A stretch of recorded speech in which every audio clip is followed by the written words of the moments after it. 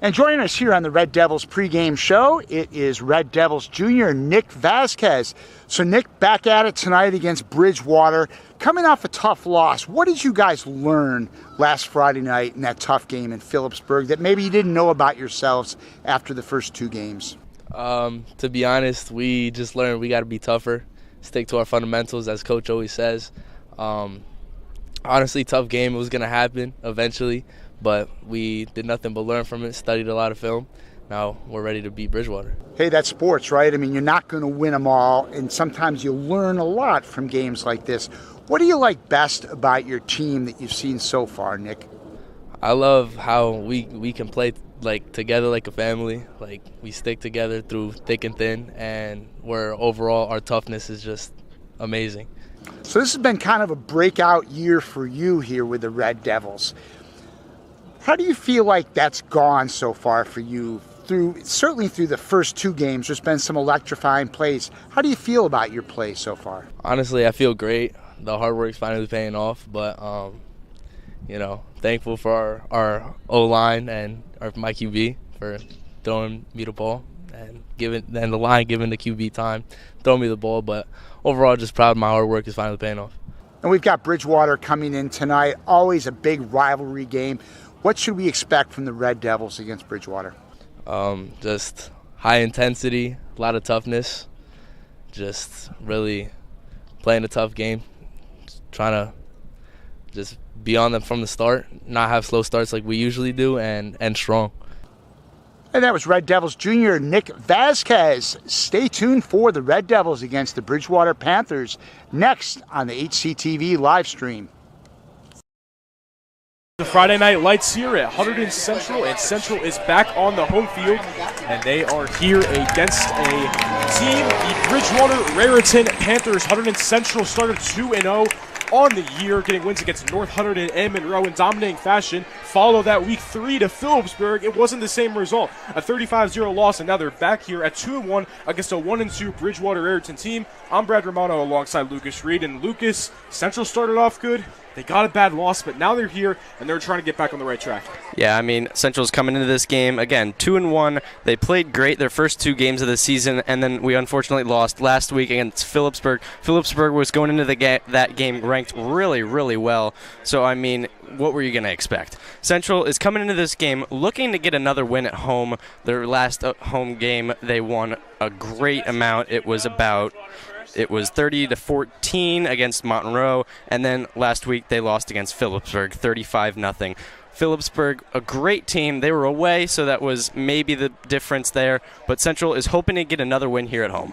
Yeah, Phillipsburg, a top 20 team, arguably, in New Jersey. So when you're going up against a team like that, there's going to be struggles. But when I saw the game, Central had some opportunities to score on the offensive side that really just didn't capitalize. So maybe they learned from their mistakes into this Bridgewater game. As for Bridgewater, they're 1-2, but in their first two games, they were very high, scoring 42 and about 50 points in their first two. Declan Cardilla, a very good quarterback. He's got an arm. You got to watch out for him, Lucas. Yeah, and of course, Hunterdon Central's quarterback, you have Drew Cella. He's a junior starting quarterback with 427 passing yards on the season, with 6 touchdown passes and 1 rushing touchdown. He's definitely a guy you want to look out for since he's also a junior, so you might see him again next year. Yeah, and the run game for Central against Phillipsburg was something that we didn't really see. Giovanni Valise has been very good in these first two games, but in that game had 7 yards. Now you go back into this Bridgewater team. This Bridgewater team has a lot of offensive linemen that have versatility in the depth. But with Valise, perhaps maybe getting a bounce-back game, it'll be interesting to see how he will fit into the run game. Yeah, you definitely want to look out for Giovanni Valise. I mean, he's the team's rushing yards leader so far, and you want to see a lot of running plays here. He might have a lot to have done here tonight. He has 320 rushing yards on the season with 3 rushing touchdowns. He's definitely a guy you want to look out for tonight. Yeah, and really the key piece for this Hunterdon Central team is that line. The offensive line, the defensive line have been the glue to keep the Hunterdon Central football team together. This is the best part of the team that's the most experienced. This is a team that's very young, a lot of juniors, but when you look at the line, you've got a lot of seniors that can get the job done, can get past the other offensive line or the opposing defensive line, create pressure for the quarterback, where the secondary maybe doesn't have to do much. And once again, I would like to welcome everyone to the Hunterdon Central Stewart Memorial Field for today's Honor Our Hero match. It's the Honor Our Hero match. USA theme for the student section. Hunterdon Central welcomes all of the fire companies in Hunterdon County and all around. We have Raritan Township here. All of the fire companies, Honor Your Heroes night. It's going to be a great night here. Yeah, and this is a rivalry pretty much, Central and Bridgewater. In the last 5 meetings, Central has won 2, Bridgewater has won 3. You see the Central football team now approaching the field. Bridgewater's on the opposing side, and here's Hunterdon Central led out by the marching band.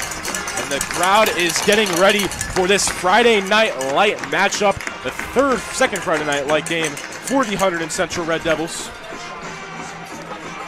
And now, let's bring it together for our Hunterdon Central Red Devils. So once again, Central a record of 2-1, 0-1 the Big Central American Silver, looking to bounce back after a bad loss to Phillipsburg, 35-0. When they played each other last year, Bridgewater lost to Central. Central came in on top 17-7 in a low-scoring game. In this game, we have 2 offenses who can really light it up whenever they want to. However, when they're up against a good defense, they could struggle. So 2 good offenses. The defense, I think, is really going to be the X factor of this game. Yeah, like you said, Hunterdon Central unfortunately lost last year, but in its last 5 head-to-head matchups against Bridgewater, Central has lost 3 of the 5. Hopefully able to even it out here tonight. And we're going to kick it back down to the sideline with Mariah McKeown.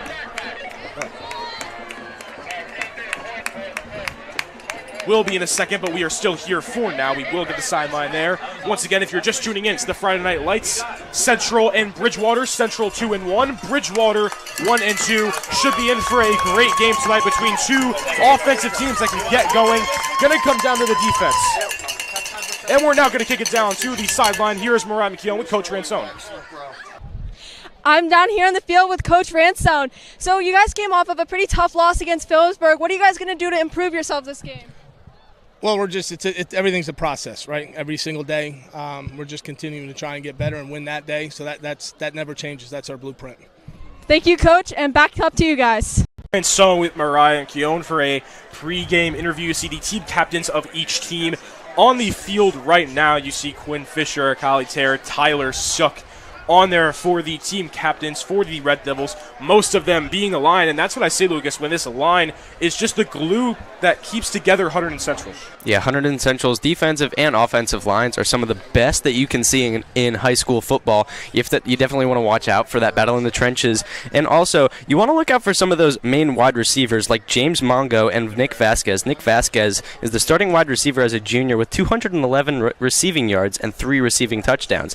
And don't forget James Mongo. James Mongo is also a junior as a starting wide receiver with 184 receiving yards with 3 receiving touchdowns. Yeah, Vasquez is a receiver that is very elusive and can use his agility to his advantage. We saw against Monroe, he was making unbelievable catches. And James Mongo is a big deep threat where if Mongo can get down the field, Cello can throw that. We are now going to be here for the national anthem.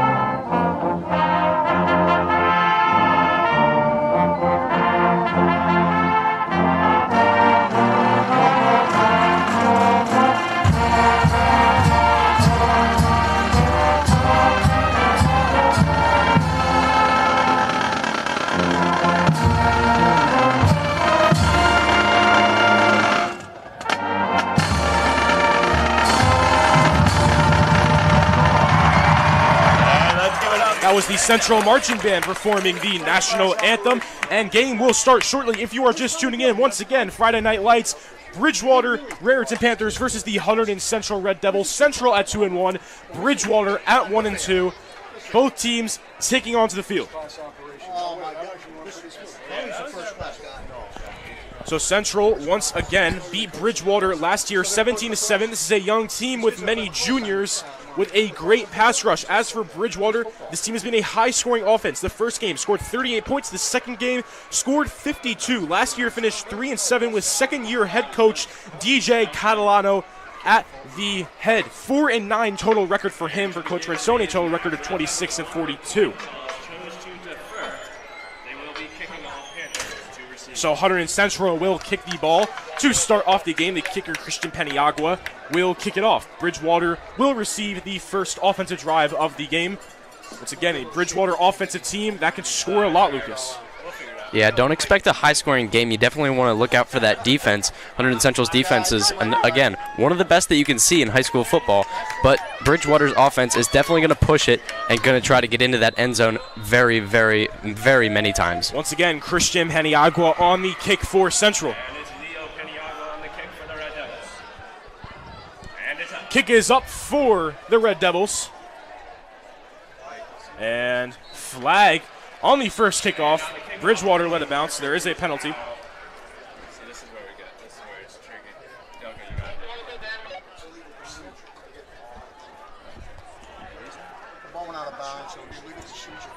So the ball went out of bounds on the kickoff. So Bridgewater is going to be getting the ball in a little better field position because of the bad kickoff for the Red Devils. So not what you want if you're the Hunterdon Central start off. Yeah, but still a decent kick. Able to get it down to about the 20-yard line, but unfortunately Bridgewater's going to move it up to about the 25. 35-yard line. So what would have been a little more back, they're a little more forward because of the flag. Once again, the quarterback for Bridgewater, Declan Cardilla. You got Denzel Amafo at the running back position, Jordan Johnson, Nick Diesso at the wide receivers. Dylan Tierney, a very good tight end on the offense. Watch out for him as well. So 1st and 10 for Bridgewater. Quarterback for the Panthers, it's number 8, Declan Cardilla.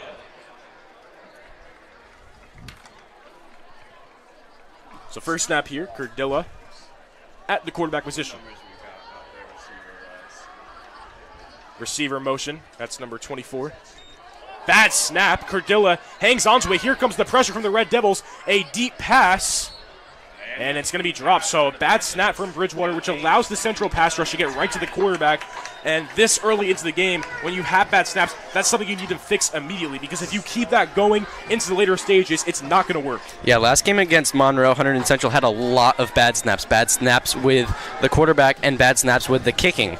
And it was just overall not very good with the snapping in the beginning of the game. 2nd and 10 here. It's a toss to their running back. That's number 3. Gets stopped immediately. That's Denzel Amafo. He has 42 carries, 218 yards, and 2 touchdowns on the year. A guy that can score for this Panthers team, but gets stuffed right there by that Red Devils defense. And just like that, it is 3rd down. And 3rd and 6 for the So 3rd and 6. Gain of a couple there on that run. Cardilla facing pressure, gets out of it, has room to run, and he's going to get a lot of yards. He can run. The quarterback, Declan Cardilla, gets the 1st down, and that is big for Bridgewater when you have a quarterback that's a dual threat. So now a new set of downs for Bridgewater. Cardilla, a great run to make it 1st down. Cardillo snaps back. Going to run once again, but he gets stuffed by that Red Devils defense. That's Tyler Suck, number 69 right there. Gives the pressure. A great sack for him. As well as number 2, Jesus Vargas, a linebacker, has 15 tackles on the year. Make that 15 and a half. Both Suck and Vargas bring the pressure for this Red Devils team.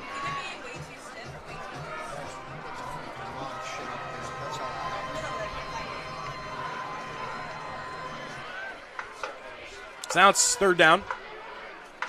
No, 2nd down. 2nd down. That's my bad. Okay. Screen pass, and he is stopped immediately. That was 2nd down.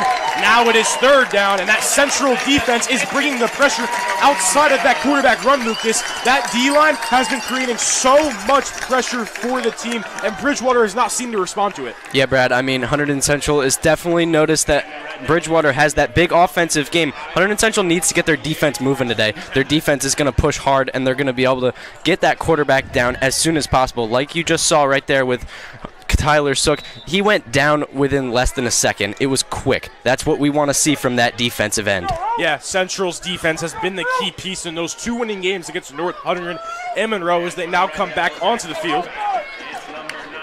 It's 3rd down now for Bridgewater. Or now Central has it, excuse me. Central on the offense as they could not get the 4th down conversion for Bridgewater.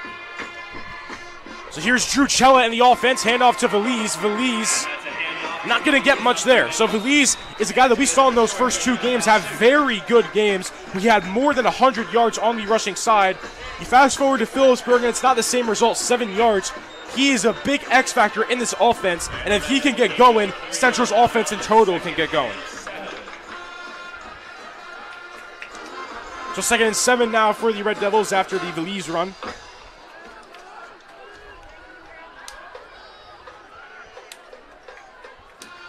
A.J. Mello is motioned. It's a handoff to Valise again, and bam, there's that Bridgewater pass rush doing a great job on the first 2 plays. So Valise, trying to get going, is getting stuffed by Bridgewater, and this Bridgewater defense could become a problem, more specifically on the run. 100 Central played Monroe 2 weeks ago. They tried with the Valise run for the first half, and it obviously did not work for them during the first half. Definitely switched it up in the second half. 100 Central definitely going back to that Valise run here in the first half. So 3rd down now already for this Red Devils offense. Cella and the coaches talking things over. Cella snaps back. Pass attempt is dropped for the Red Devils. 4th and 7. Cella had pressure immediately, tried to get it, but it couldn't work. So a 4th down now immediately for Hunterdon Central, and that's a 3 and out already. The first drive for the offense, the Valise run didn't work. The pressure from the Bridgewater defensive line is the big reason as to why that was a 3 and out. So now the punt team coming on for the Red Devils, first punt of the game for them.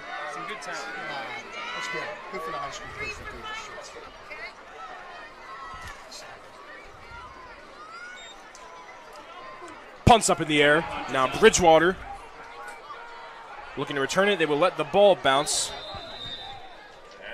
around the 25-yard line. Bridgewater will have it. So on the first Bridgewater offensive drive, we saw a great run from Declan Cordilla, but besides that, they couldn't really get going.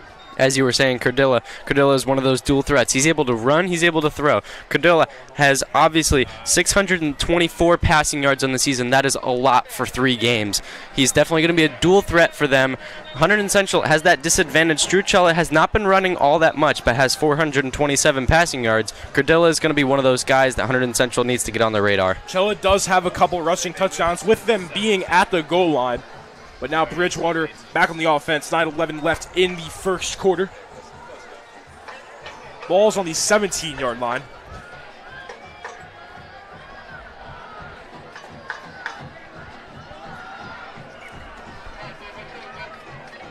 And it looks like the ref is making sure everything's good.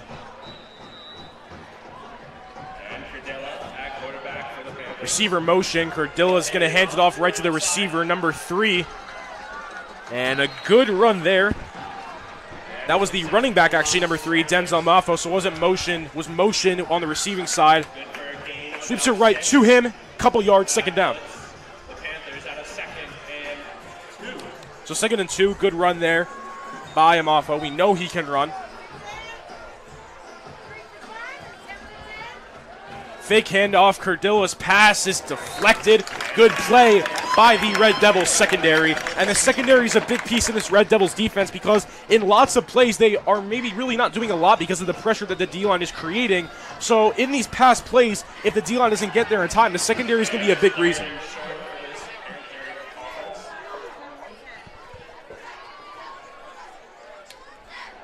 Third down here for Bridgewater. It's going to be a handoff to Amafo. Amafo going to get past the defender, going to get stopped. Is it enough?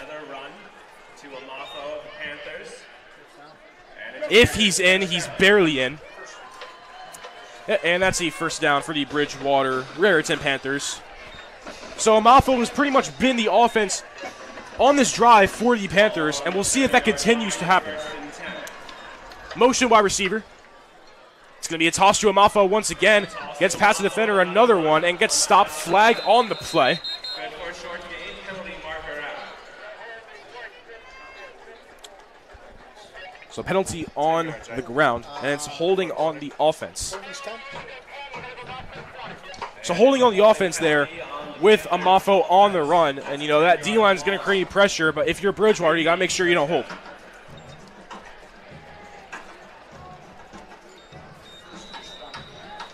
So a loss of 10 yards, 1st and 20 now for Bridgewater. Oh, that's a false start on the Red Devils. Tyler Suck jumped too quickly. So it's a gain of 5 for Bridgewater, 1st and 15. So had the flag on them. Now it's the flag on the Red Devils. 2 in a row. So a 5-yard gain, still 1st down.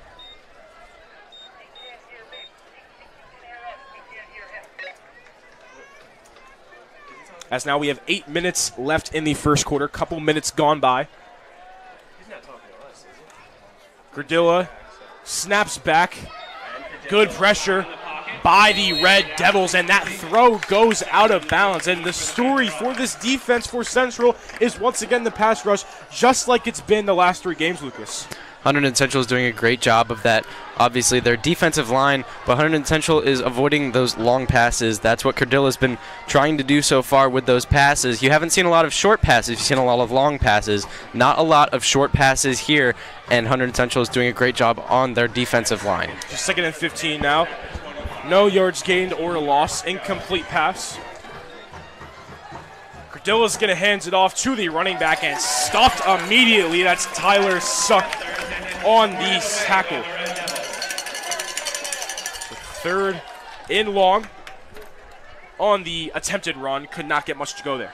And no gain on that run attempt. It's 3rd and 15. That was, Ball remains on the 25. yeah, that was Tyler Suck on the tackle.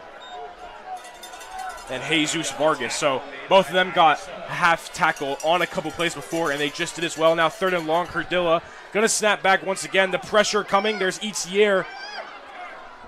Pass attempt, and that's going to be no good. So another great job by the pass rush, specifically Kyle Etier, bringing the pressure. 3rd and out, a costly penalty for Bridgewater, brings the Red Devils offense back on. So punt team coming out for Bridgewater. This is the first punt attempt of the game. They could not convert on the first offensive drive. So first punt for the Panthers. It's number 19, Casey Kinsley. Casey Kingsley will be the return man for the Red Devils.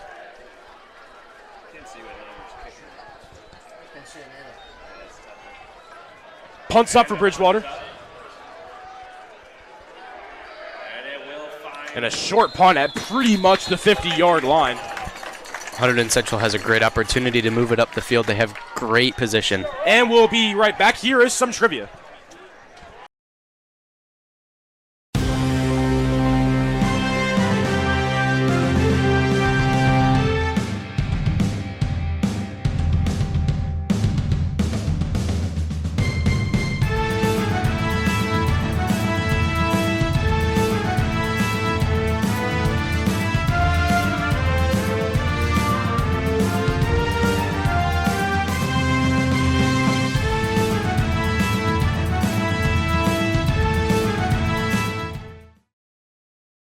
On the offense, after a 3-and-out by the Panthers, Central will have it at good field position. Cello's going to toss it off to Valise. Valise gets past some defenders, the truck past one, using his aggressiveness to get to about the midfield of the first down territory. So a 2nd down here, good run by Valise. Valise on the season going into this game, 50 carries for 320 yards and 3 touchdowns. He has 5 2-point conversions that have been successfully made. So when they score touchdowns, Valise is a guy that can get you even more points. 2nd and 6 here for the Red Devils.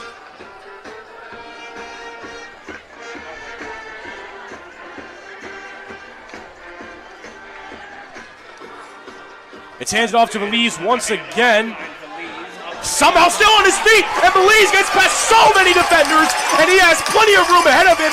What a run by Giovanni Belize for the Red Devils touchdown. A 7-6-6-0 start for the Red Devils. Giovanni Belize, I don't know how he got out of that, Lucas. That was amazing. I mean, Belize, he just pushed through him out 5-6 defenders. That was insane. I don't know how he got through that. Just saw an opening, able to get it all the way downfield without anybody following him. Yeah, and the way Belize was just able to get out that huge pile using his aggressiveness, and he burst right through it. Plenty of room ahead of him. Now the extra point attempt by Paniagua will go up at a 6-0 lead for the Red Devils because of a successful, very successful Giovanni Belize run. And that's what he can do. That's what Central needs him to do. Extra point by Paniagua is good. So a 7-0 start for the Red Devils. And what looked like Belize was going to go down, bursts through, gets the touchdown. That was all him, Lucas. So Central is going to kick it off now. And Bridgewater needs to respond to that.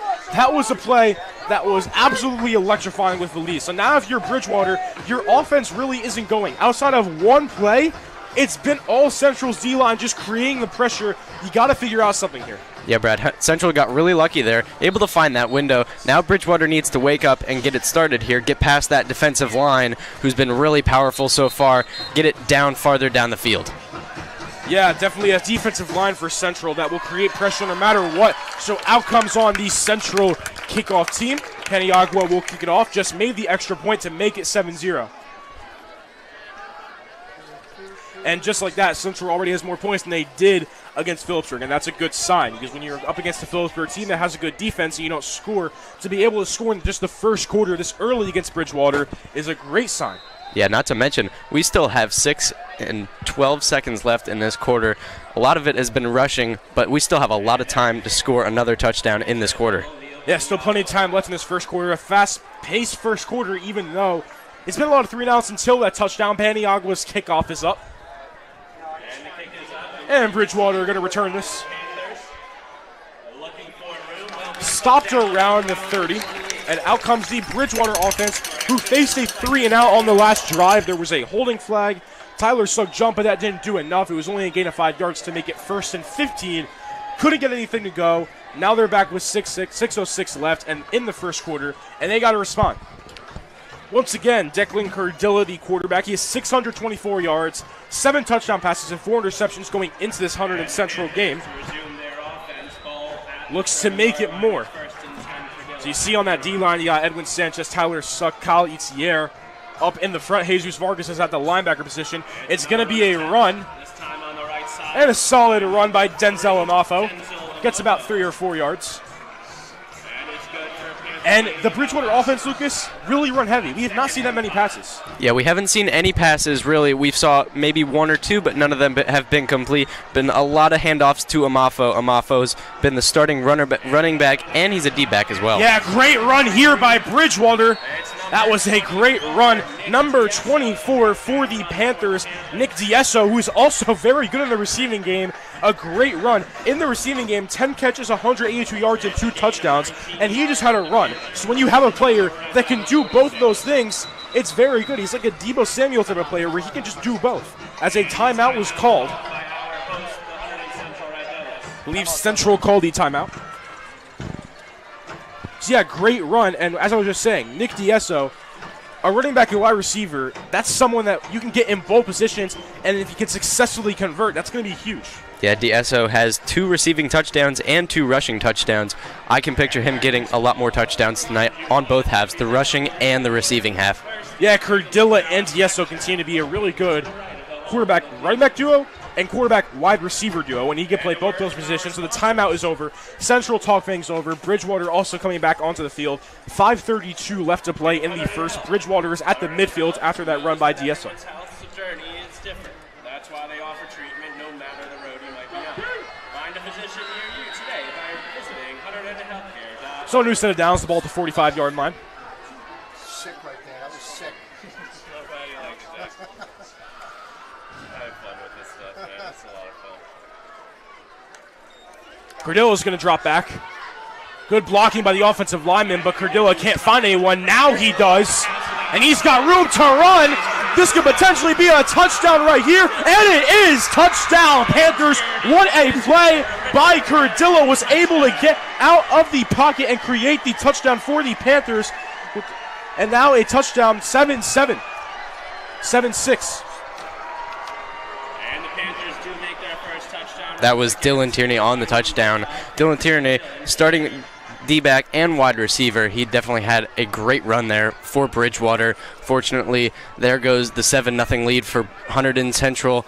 Maybe able to stop the extra point kick here, but so far, so no good for Red Devils. And Dylan Tierney's a guy that is a tight end on the offensive side that can create really good separation and get Bridgewater yards when they need to, but he also is great on the defense side with 17 tackles, as the extra point for the Panthers is good. But yeah, Dylan Tierney's a dual threat on both sides of the ball, and if he's staying in the game with that much stamina, Central could be in trouble.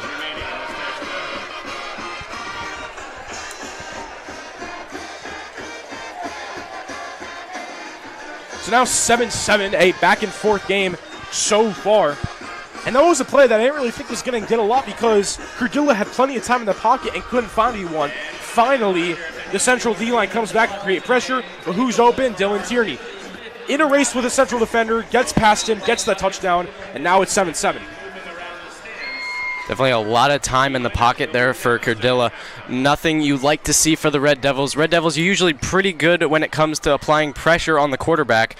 The defense there just couldn't get to him. It took maybe 5 seconds, and he had plenty of time to make that throw. So now the kickoff for Bridgewater. The kicker is number 32, Joe Scalerni. Correction, the kicker is number 32, Joe Squicciarini. Joe Squicciarini, the kicker, number 32.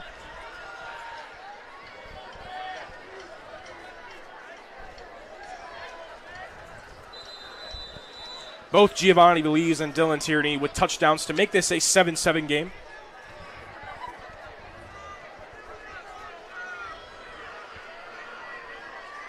Kick is up for the Panthers. And the kick is up for the Panthers. And it's caught at basically the 1-yard line for a return here by Tyler Farley. Farley does a decent job. An interesting choice by Farley to catch that at the 1-yard line when that could have been a touchback to get the 25. Well, it looked like it was going to go into the end zone, but I wouldn't even risk it. It looked like it was going to land in the 1-yard line or the end zone. Definitely a big risk there for the Red Devils. Able to have a decent run back, get it up to about the 22-yard line. Yeah, and they would have been the 25. Yet a questionable decision by Tyler Farley when the ball's about to go back, but nonetheless, Central is on offense at the 22-yard line. Just got the touchdown with an amazing run by Giovanni Belize. Looks to do that again. A very run-heavy team is Central. We expect to see more from Belize, but Cello can throw it when he needs to. In the Monroe game, had a lot of deep passes to Vasquez and Mongo. Keep an eye out for that. So it's going to be a toss to Belize now. Belize, decent run there. Penalty on the field. We will see what this is and who it affects. And that's going to be on Hunterdon Central, so Central is going to go back a little bit. 10-yard penalty, so 1st and 20.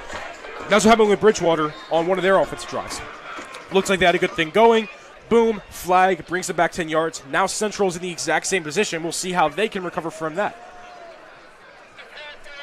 And once again, it brings back to the kickoff decision. If they were at the 25-yard line, they would still have better position. So they're on the 12-yard line now. Cella's going to run it here. Has a couple rushing touchdowns. It gets absolutely stuffed by the Panthers defense. That was number 55, Nick Rihetti, on the tackle. And the tackle completed by Panthers number 55, Nick Rihetti. It's now 2nd and 18. Only a gain of 2 there by Cella. Good job by the Panthers defense.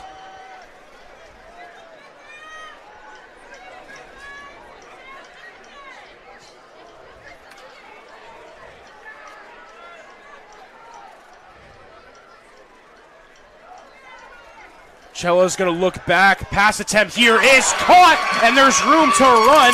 Great pass and catch there for the Hunterdon Central Red Devils. great play to get them much better field position. And that completion good for a gain of 12 yards. Gain of 12 yards for the Red Devils. Third and short, ball cutting the stats to 30. That was number 12, Devin Marrero. And Devin Marrero, someone who we haven't seen much in the receiving game until then. His best catch to get them in much better territory. Now 3rd and 2 for the Red Devils.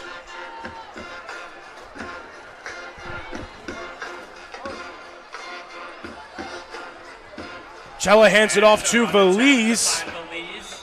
That's a good play by the Panthers defense. Not sure if he got it there.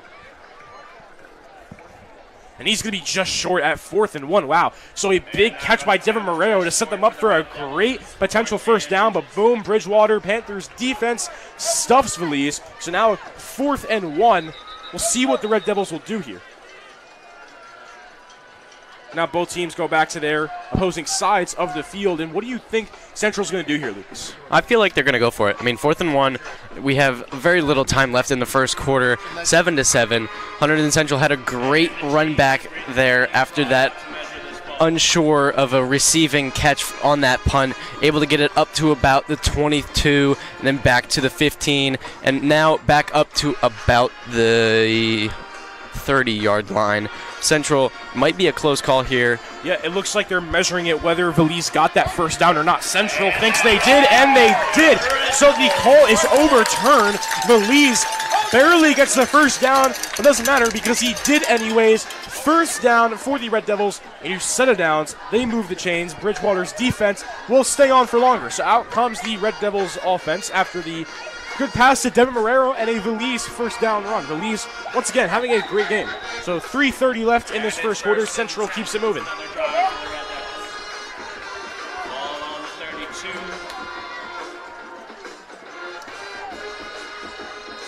Valise motion to the other side. Chella's going to run with it once again. That's a second rushing attempt. A great rushing attempt there by Chella. Gets past the pile, past the midfield, around 2nd and 5, 2nd and 4. So Chella is a quarterback that can also run, just like Cordoa. Two quarterbacks that can run when they need to, both showing that. So now 2nd and 4.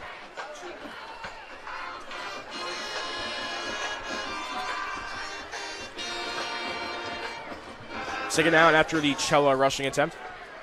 And it's 2nd and 2 for the Red Devils. Ball at the 40.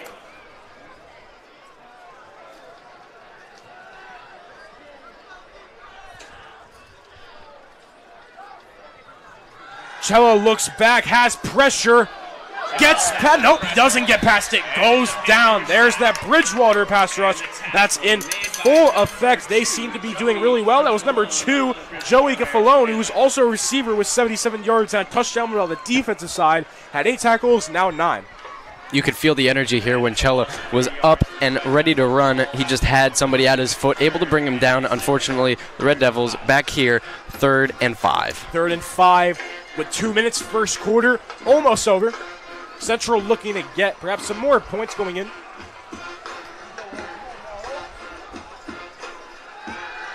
Pass attempt here, it is caught with some room to run. That's James Mongo, and he goes down for a big first down. James Mongo, a deep threat for this team, gets the conversion. New set of downs. James Mongo, what a receiver for Central. Mongo is definitely one of those guys that you want to look out for as a Bridgewater player. Mongo had over 180 yards receiving and 3 receiving touchdowns so far this season. Now a new set of downs. Central's not slowing down. Valise going to get past some defenders. Good run there. So Central's going to keep moving, and there is a flag on the play.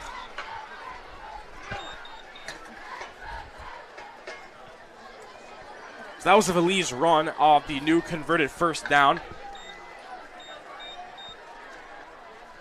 It looks to be on Hunterdon Central. The clock is still going right now in a minute. Now the clock's okay, yeah. So a flag, and it looks to be holding on the defense by Bridgewater. Yeah, so a flag by Bridgewater. That was a Valise run.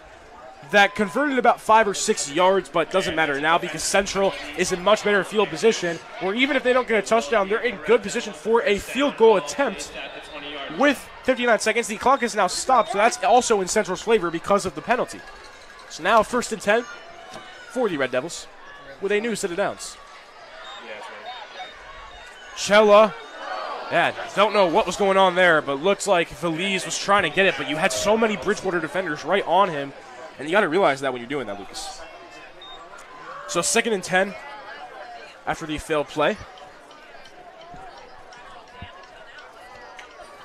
Lucas, what have you liked so far from Central on this offensive drive? So Central has been doing a great job on this drive. This has been a really, really long drive back when they had that penalty and able to move up, and now with that 4th and 1. Look at this wide open James Mongo for the touchdown. The Red Devils retake the lead at 13-7. That's what I was talking about with the deep threat. James Mongo getting the successful touchdown. It looks like Bridgewater had no idea he was there. He was right there wide open, basically just telling him, throw it to me, I'm going to catch it. And he does, and successfully gets it at 13-7. Lucas, what was the Bridgewater defense doing there? Yeah, like you said, there was nobody there. Mongo was wide open. He had nobody around him. Mongo had that great run earlier with that great receiving catch. Mongo had a over 20 yards of a receiving touchdown right there. Definitely a great play by Central, something you'll love to see. Paniagua, extra point is good. 2 for 2 on extra points tonight. And wow, it's like both of Central's touchdowns are just so interesting because the first one, you had one where Feliz was packed these defenders and gets past it, but the second touchdown is the exact opposite of that, with Mongo being absolutely wide open with no defenders around him for that touchdown. Lucas, you were talking, it looked like we weren't even going to really see a touchdown. We weren't expecting that, and boom, Mongo gets it. It's now 14-7 with 50 seconds to go in the first quarter. An entertaining first quarter, to say the least, as both teams are going back and forth. Tierney had the last touchdown for Bridgewater. Mongo strikes back, and Central pretty much went the entire way. It started off with a questionable decision by Farley at the kickoff when it could have went being touchback. Then Devin Marrero gets a good pass. Feliz successfully gets it. Bridgewater gets a flag. Mongo gets the touchdown. So now the kickoff for the Red Devils. Paniagua will do it. 14-7, 15 seconds left.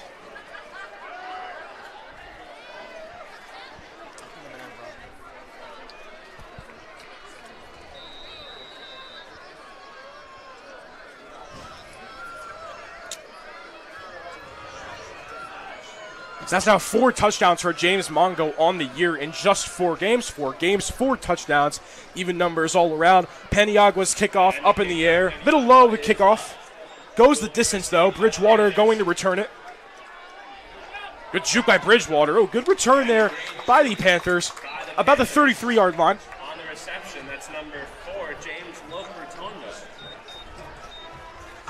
So now Bridgewater will come onto the field, led by their quarterback, Declan Cardilla. Cardilla has a passing touchdown from Dylan Tierney. That was Dylan Tierney's first touchdown of the year. As for Cardilla, that's 8 touchdown passes on the year now. Although that was Cardilla's first touchdown, he has the yards, had 113 yards going into this game, has more. So now 43 seconds to go. It's 1st and 10 with the ball on the 30. Flag on the play. A couple of flags in this first quarter so far. That's going to be offsides on Central. So we already saw an offsides earlier with Tyler Suck. Now a second one. That's something that Central's got to watch out for, Lucas. Central, you definitely don't want to see all those penalties. Penalties add up, and it's going to be really, really painful for the Central defense whenever you see all those offsides. It's definitely something you hate to see for the Red Devils. So now here comes Bridgewater looking to respond. It's going to be a run here for DSO. DSO had a really good run earlier. Look at that, able to make his way, get past them. Really shifty is DSO, gets the first down, and that's 2 really good runs by DSO. And like we said, he's a guy that can run and catch, and he's proving that right now. So now the clock is stopped. There's 31 seconds on the clock right now for Bridgewater. Cardilla, he's going to run it. We saw him run it earlier. And about 2nd and 5 here for Cardilla. Bridgewater's been focusing on this run game, but Cardilla's also been focusing on the pass game, but only the long passes. You haven't seen a lot of short passes for Bridgewater so far. It's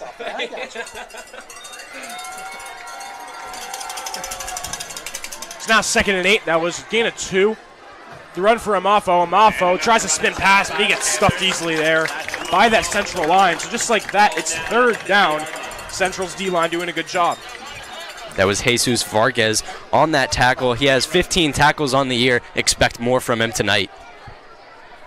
Clock's ticking now. Potentially the final play of the first quarter. And that's once again, that looks to be offsides for Hunterdon Central. That was Quinn Fisher, number 52. Jumped a little too early, so that's another offsides for Hunterdon Central. That's the third one of this game, and this seems to be a huge problem earlier on. So now 11 seconds. In Bridgewater's favor, the clock stops. And a lot of Bridgewater's yards have come from flags. It's really been Central being themselves on this drive, and we've seen Central beat themselves on defense sometimes, which allows the other teams to score. Cardilla, deep shot here, gonna be a hard catch, and that's gonna go out of bounds. And that's gonna do it for the first quarter. So the first quarter of a rivalry between Bridgewater and Central was a back and forth game between both people. Valise gets through defenders to get the first touchdown of the game. Dylan Tierney wide open gets the second touchdown, and James Mongo wide open, no one near him to make it 14-7 with Central up. Lucas, what do you like from both teams, and what can both teams do better? So Bridgewater has been focusing on their long passing game. They've been using a lot of rushing yards. They haven't gotten a lot there. They've been focusing on that long passing game, haven't gotten a lot there either. Bridgewater needs to focus more on that long passing game and able to receive those. You haven't seen a lot of those because of Hunterdon Central's great long pass defense. Hunterdon Central is doing a great job again with that defensive line. You'll love to see it. Hunterdon Central's defensive line is doing a great job applying pressure to the quarterback, and their quarterback has not been getting anything out of it. Yeah, so a great first half for Central, a decent first half for Bridgewater. And as for Central, I think the one thing I need to watch out for is these penalties, because we've seen 3 offside calls. However, Bridgewater's also got a couple. There were a decent amount of penalties in that first quarter. So both teams are really struggling with that. And for both teams, it can negatively affect them.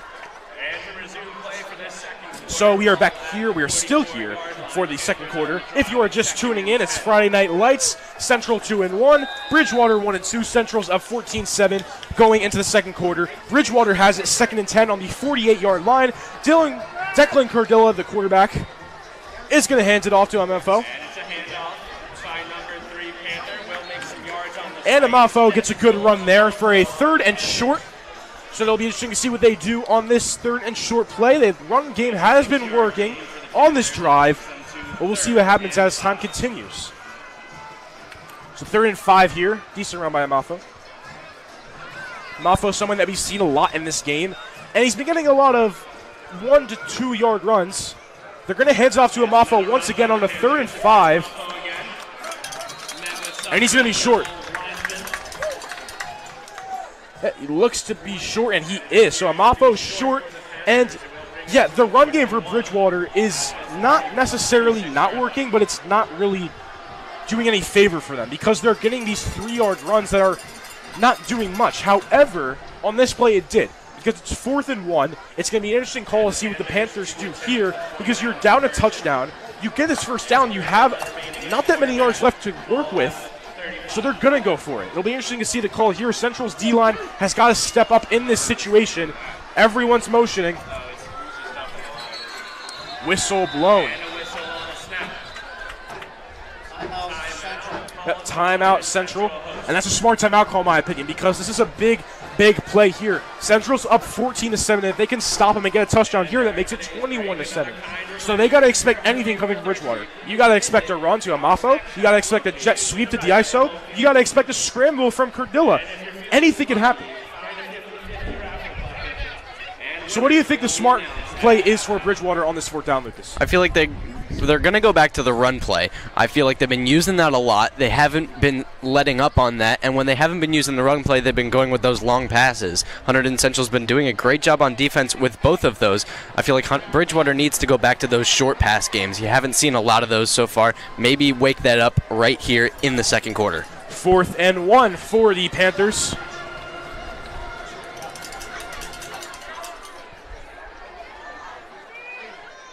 So it looks like Cardilla and the coaches are talking things over here. A big play, 4th and 1. The ball's at the 35-yard line.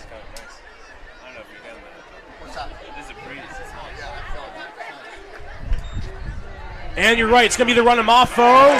Wow, big tackle by the Red Devils. Quinn Fisher, the big boy, stuffing it. And look at that. Giovanni Valise as well, the running back. Small and big. David and Goliath both getting the tackles right there. Big stoppage there. Giovanni Valise, he can do it all. He's the rushing he's the rushing leader on this team. He can also tackle and he can also kick. We saw a couple punts from him against the game versus Monroe. He can do everything out here on this field, Brad. 5 2-point conversions made as well, so that's a huge stop by Quinn Fisher and Giovanni Valise. So now the Red Devils go back on offense to make it 21-7. After a wide open James Mongo, they look to continue to do what they're doing. Expect to see Valise in the run game, but don't be surprised if Cella gets that deep ball. No, he's walking through. Cello gonna fake the handoff, has pressure. Pass is almost picked by Diesso. Could have been bad. Cello was under pressure there, and I feel like in those situations, you gotta throw that out. You gotta do something quickly with the ball, because if not, we saw what just happened. Could have been a pick there. Cella under a lot of pressure there. Really lucky that wasn't a pick. I would have just thrown it out there, but Central, unfortunately, with that incomplete pass, Bridgewater did a great job there. If they were to intercept that, that definitely would have been a pick six. 2nd and 10, ball at 35. Cello's pass almost intercepted.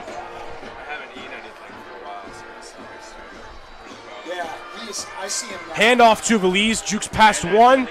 Gets about 2-3 yards there, so a 3rd down now. Good defense by the Panthers. And it looks like the Bridgewater D-line is more specifically in the run game. Besides that one touchdown, which was all Valise just getting past everyone, has done a good job at stopping it. So now, with 10 minutes left to go in the second quarter, it's 3rd and 7 for the Red Devils. Never mind.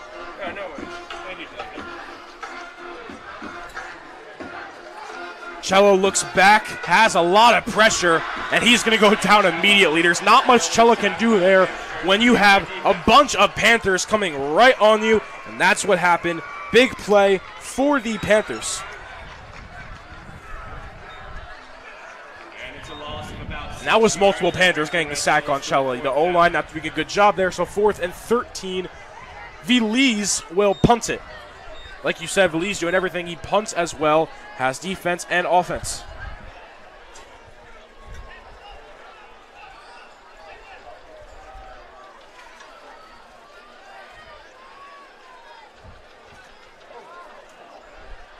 Punts up in the air. And the kick is up. Bounces forward. And Central picks it up around the 45-yard line. So out comes the Bridgewater offense.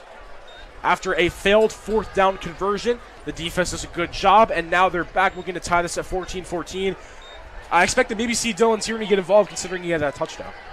Yeah, you'd expect that, but you also expect more rushing. Bridgewater's been really focusing on that run play, and it hasn't been working fantastically, but I feel like Bridgewater can see a lot of potential with it. Ball's at the 36-yard line, 1st and 10.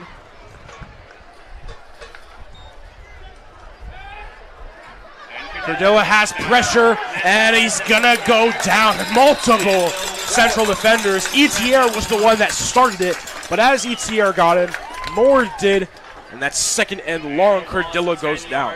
A loss of 15 yards there. Central applied that pressure really quick. No opportunity for Cordilla to get it off.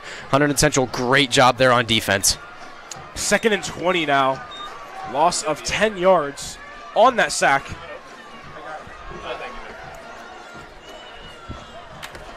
And 2nd and 20.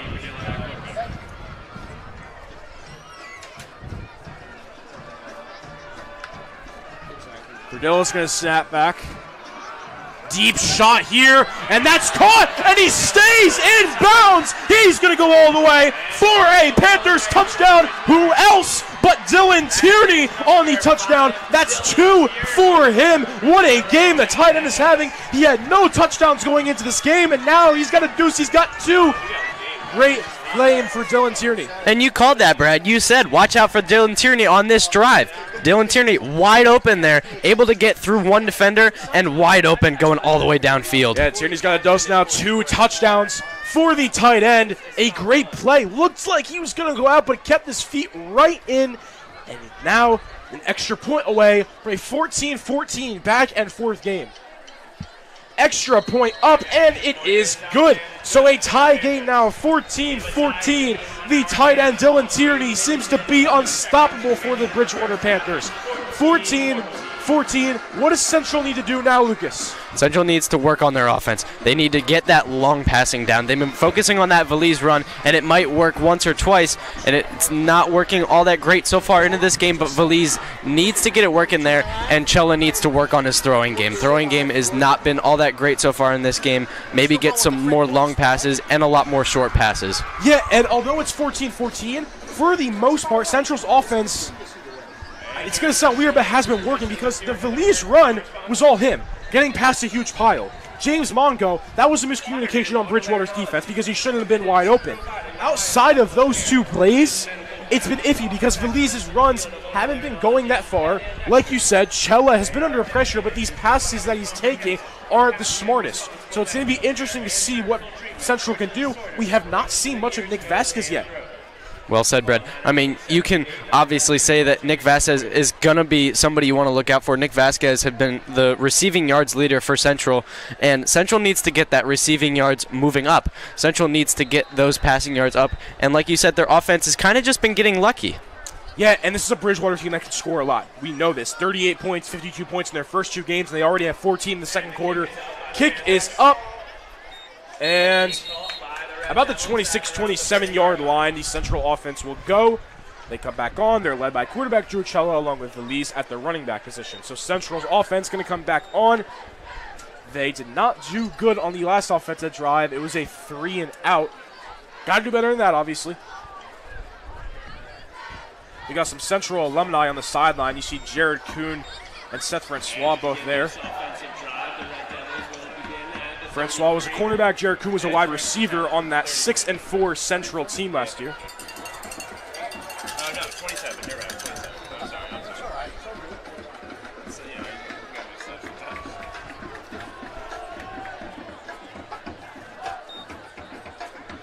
It's a handoff to Valise. Valise, good job getting past some defenders. Going to go down for a 4 or 5 yard run. So once again, another run for Valise. And we're not seeing the pass game open up a lot. You know, Chella's only passed it a couple times, had that touchdown pass. Will they open up the passing game is the question. Central's been focusing on the fact that they want to get lucky. I mean, they had Valise wide open there, and they had Mongo with Bridgewater's miscommunication, hoping to get lucky again. Chella's pass attempt too high in the air. The target was Vasquez. And Vasquez couldn't get it. Chella under pressure, pass too high, so now 3rd and 5. And the Bridgewater defense has seemed to step up in the second quarter.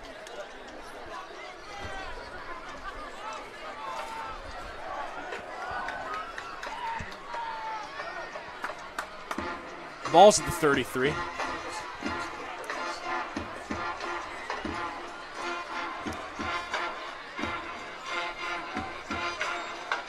Chella's going to run past, get past some defenders. And he's going to get the first down. Drew Chella has used his legs quite a bit in this game, and that time it worked. New set of downs. Good job by Chella.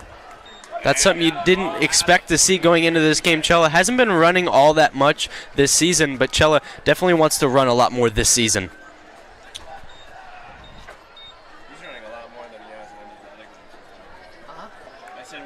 So now a new set of downs, Central. First down.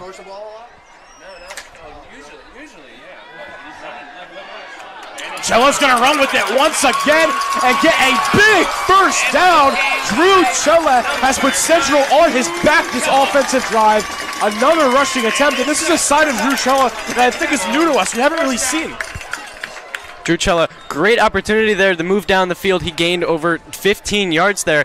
Drew Chella able to get it downfield. That's something you don't often see Drew Chella running it, but you like to see it now, and you want to see it again. New set of downs. Chella, both times converting new first downs.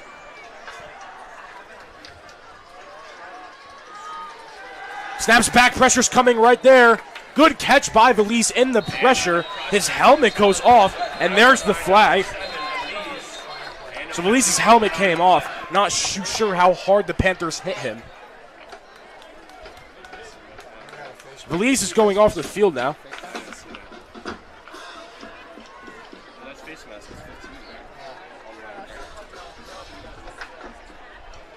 So we're awaiting the penalty call here. Not sure what it specifically is yet, but with Velise's helmet falling, it could perhaps be a face mask. As it looks like the refs are talking it over. Yeah, we saw Velise's helmet go down. That would be great for the Red Devils. Face mask would be about 15 yards. It's definitely something you like to see this far down the field.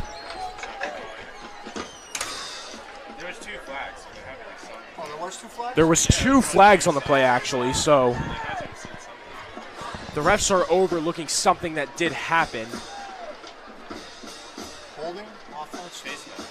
The defense gets a face mask.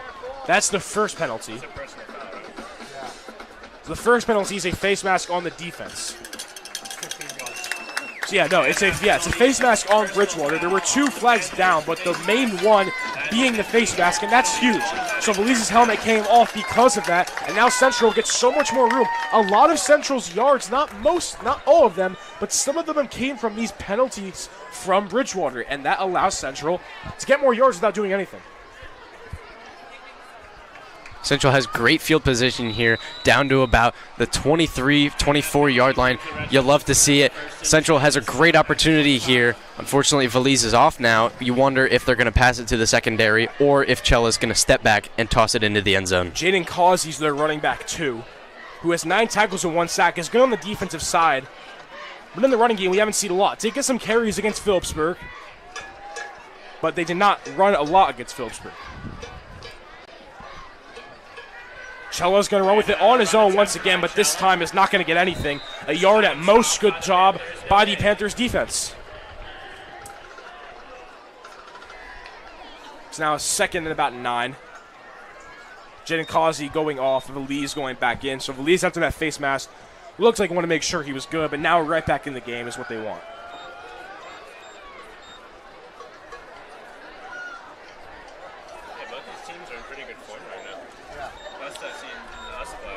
Yeah, the quarterback battle, Lucas, has been really good. You know, Cardilla and Cella both doing really good jobs in the running game and passing game. Toss to Velise. Velise gets about a couple yards. Good for a short gain of about 2. It's now third down here, Lucas. Do you open up the pass game? I would think so. Cella needs to get that pass game working soon. And Velise is back on the field. Obviously, that means that they want to look for the rush game if that's possible. And you also have the opportunity for the Cella run. Cella's been running a lot. He has more yards tonight on the rushing game than he has almost all season. Yeah, definitely the most rushing yards he's had in the 4 games that Central played. Is that a blitz formation? No, they're not going to come. They're not going to? So 3rd and 8. Long third down. Cella's pass looks to be deflected. It was intended for Devin Marrero. So now we have not seen Central go for field goals a lot. Paniagua has usually done extra points. It'll be interesting to see if they go for it here or if they get the extra point with Paniagua. You wonder if Paniagua's range is far enough. They're at about the 22-yard line. You wonder if Paniagua's range is far enough for that.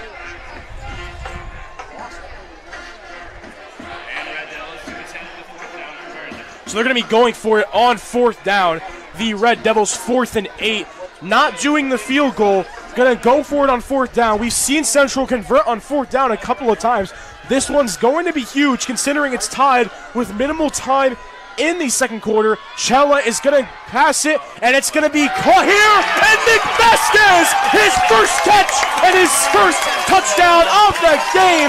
Nick Vasquez on the board. The elusive receiver gets the first touchdown for himself in this game, 21-14. Nick Vasquez, he can do it all. He's out there. He's doing it all. Nick Vasquez has 4 receiving touchdowns on the year now. You'll love to see it from Nick Vasquez. At number 13, Nick Vasquez, and what looked like was just going to be a first down conversion at the room ahead of him, and bam, 21-14. Paniagua on the extra point attempt. We'll see what happens here.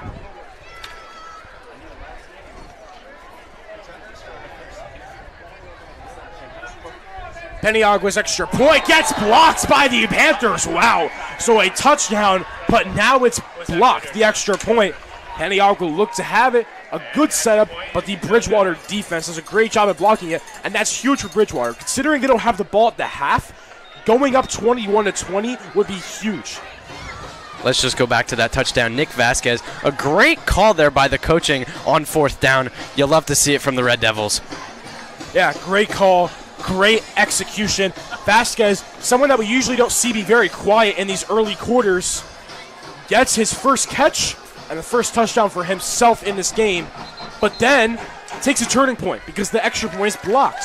So now with 20-14, Bridgewater can get a touchdown, and an extra point would make them up by 1. Depending on how much time Bridgewater uses, they could potentially go up in the half. Yeah, and because of that, Central is definitely going to go for those 2-point conversions. You've seen that a lot from the Red Devil offense. They love to go for those 2-point conversions. Great calls there from the coaching. It's definitely given us a lot of points on the board. So Peniagua will kick it off. Once again, this extra point blocked. So Vasquez, that's also his 4th touchdown. So him and Mongo both have 4 touchdowns now on the year. Vasquez also a force on defense. Forced to fumble with 5 tackles as well. During Peaburg, he only had 4 catches for 20 yards. No touchdowns. His first catch right there for the touchdown. Peniagua on the kickoff. 4:26 left in the second quarter. And the kick is up. It is Bridgewater catches it. They're going to return it. There's this number 4, James Hunterdon. And gets stopped at about the 25-yard line. So out comes Bridgewater's offense, and the main thing for Bridgewater's offense, Curdilla to Tierney. Tierney has both passing or receiving touchdowns. Curdilla has 2 passing touchdowns because of that. So now 9 touchdowns for Curdilla, 2 for Dylan Tierney. Lucas, you have to think they go back to that. Yeah, obviously they're going to go back to the throwing game, but also their rushing game. Their running game, they've been doing that almost every single play. The only time that they've gotten more than a couple yards is when they go to that duo and get a lot more yards out of it. 4:09, Curdilla, the quarterback. Pass attempt there. Good pass there for a wide-open receiver. Gave him about 5 there. That was number 18 for the Panthers, Jordan Johnson, who going into this game had 6 catches and 87 yards. So 2nd and 5, good play call there. Johnson was open for a bit. Curdilla's going to run with it. Curdilla's on the run. And being aggressive, and he's going to get pushed back. Looks like he's going to be a little short.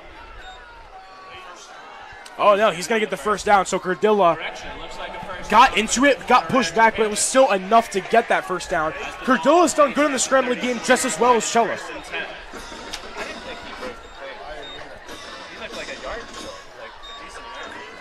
Curdilla, he's going to run with it once again. Nope, he's going to toss it. And look at this, plenty of room to run for Denzel Amafo. Brooks through, had plenty of room to run all the way for a Bridgewater Panthers touchdown for Denzel Amafo. 3 touchdowns on the year, and potentially now the Panthers can go up by 1 because of that block extra point. Amafo had plenty of room there. He was wide open after he got through a couple tackles. Amafo and Curdilla, that duo, the rushing duo, you love to see it from the Bridgewater Panthers, but the Red Devils, unfortunately about to go down 21-20 if they're able to make this extra point attempt. This extra point is huge because then it brings up Bridgewater by 1 point. And that extra point for Central can potentially come back to them later in this game and potentially cost them. But let's see if the extra point goes through. And it does. So the Bridgewater Panthers, who have been losing the entire game, have came back, now up by 1. That extra point that Peniagua got blocked may come back to bite Central. However, you still have 3:22 left. There's still time for Central to score. We've seen Central's offense go down the field 3 times. And what's stopping it from being a 4th, Lucas? Yeah, like you said, Central has been doing a great job. They have plenty of time left. They have 3:22 left in this half and still a whole nother half left to play. Central doing a great job on offense and defense. Central has 1 timeout left in this second half. So has a timeout to work with clock management. 3:22. So once it gets to that minute mark, if they're not in touchdown territory, that'll be a good time to use that timeout. But Central will go back onto the field. Nick Vasquez, James Mongo, Giovanni Valise, the 3 main guys besides Chella on that offense, all have touchdowns. And that just shows the versatility of the Red Devils offense.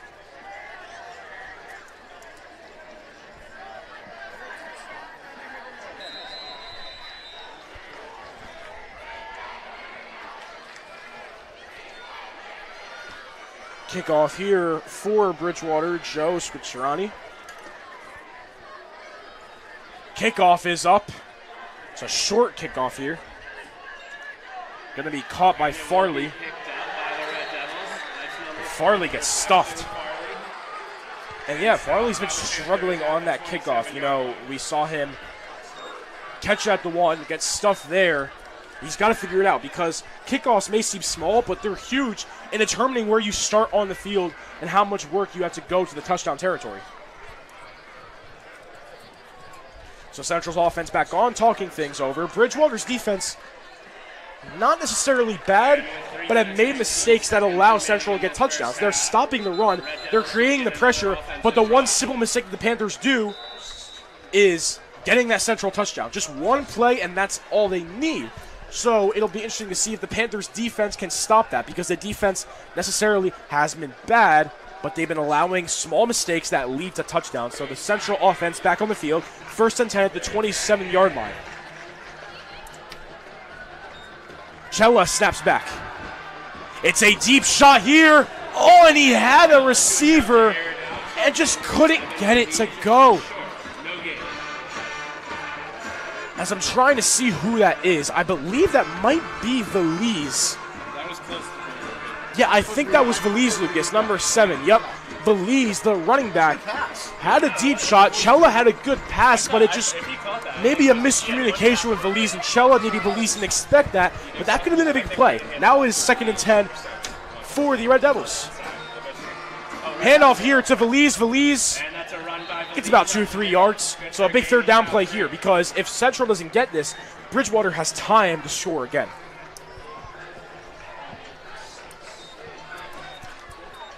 Third and 6 for the Red Devils. So a gain of 4 for Valise there. Valise has a touchdown, 97 yards going into the 2nd quarter.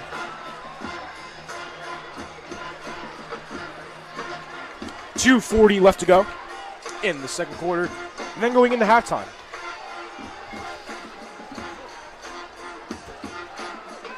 Cello looks back. Pass attempt, and it's going to be picked. It was intended for Farley, but there was multiple Panther defenders around there. Tyler Farley was not open by any means. He had, I would say, about 3 Panthers defenders on him. When Cello was looking at Farley, Lucas, what do you think was going through his mind? I actually have no idea. Drew Cella, he had nobody open there. He threw to 3 Bridgewater Panthers who were almost just right there. Farley was not open at all. Farley had no opportunity to catch that one. Definitely a mistake there by Drew Cella. Hopefully maybe get it back here with 2 minutes and 26 seconds left in the first half. Yeah, there's nothing really Farley could have done when you had that many defenders around you. An interesting choice by Cello to throw that, and now Bridgewater is set up really good field territory here. Because they don't have the ball at the half, scoring again would be huge. So it's 1st and 10 for Bridgewater in really good field position. 2 minutes and 26 remaining in the first half.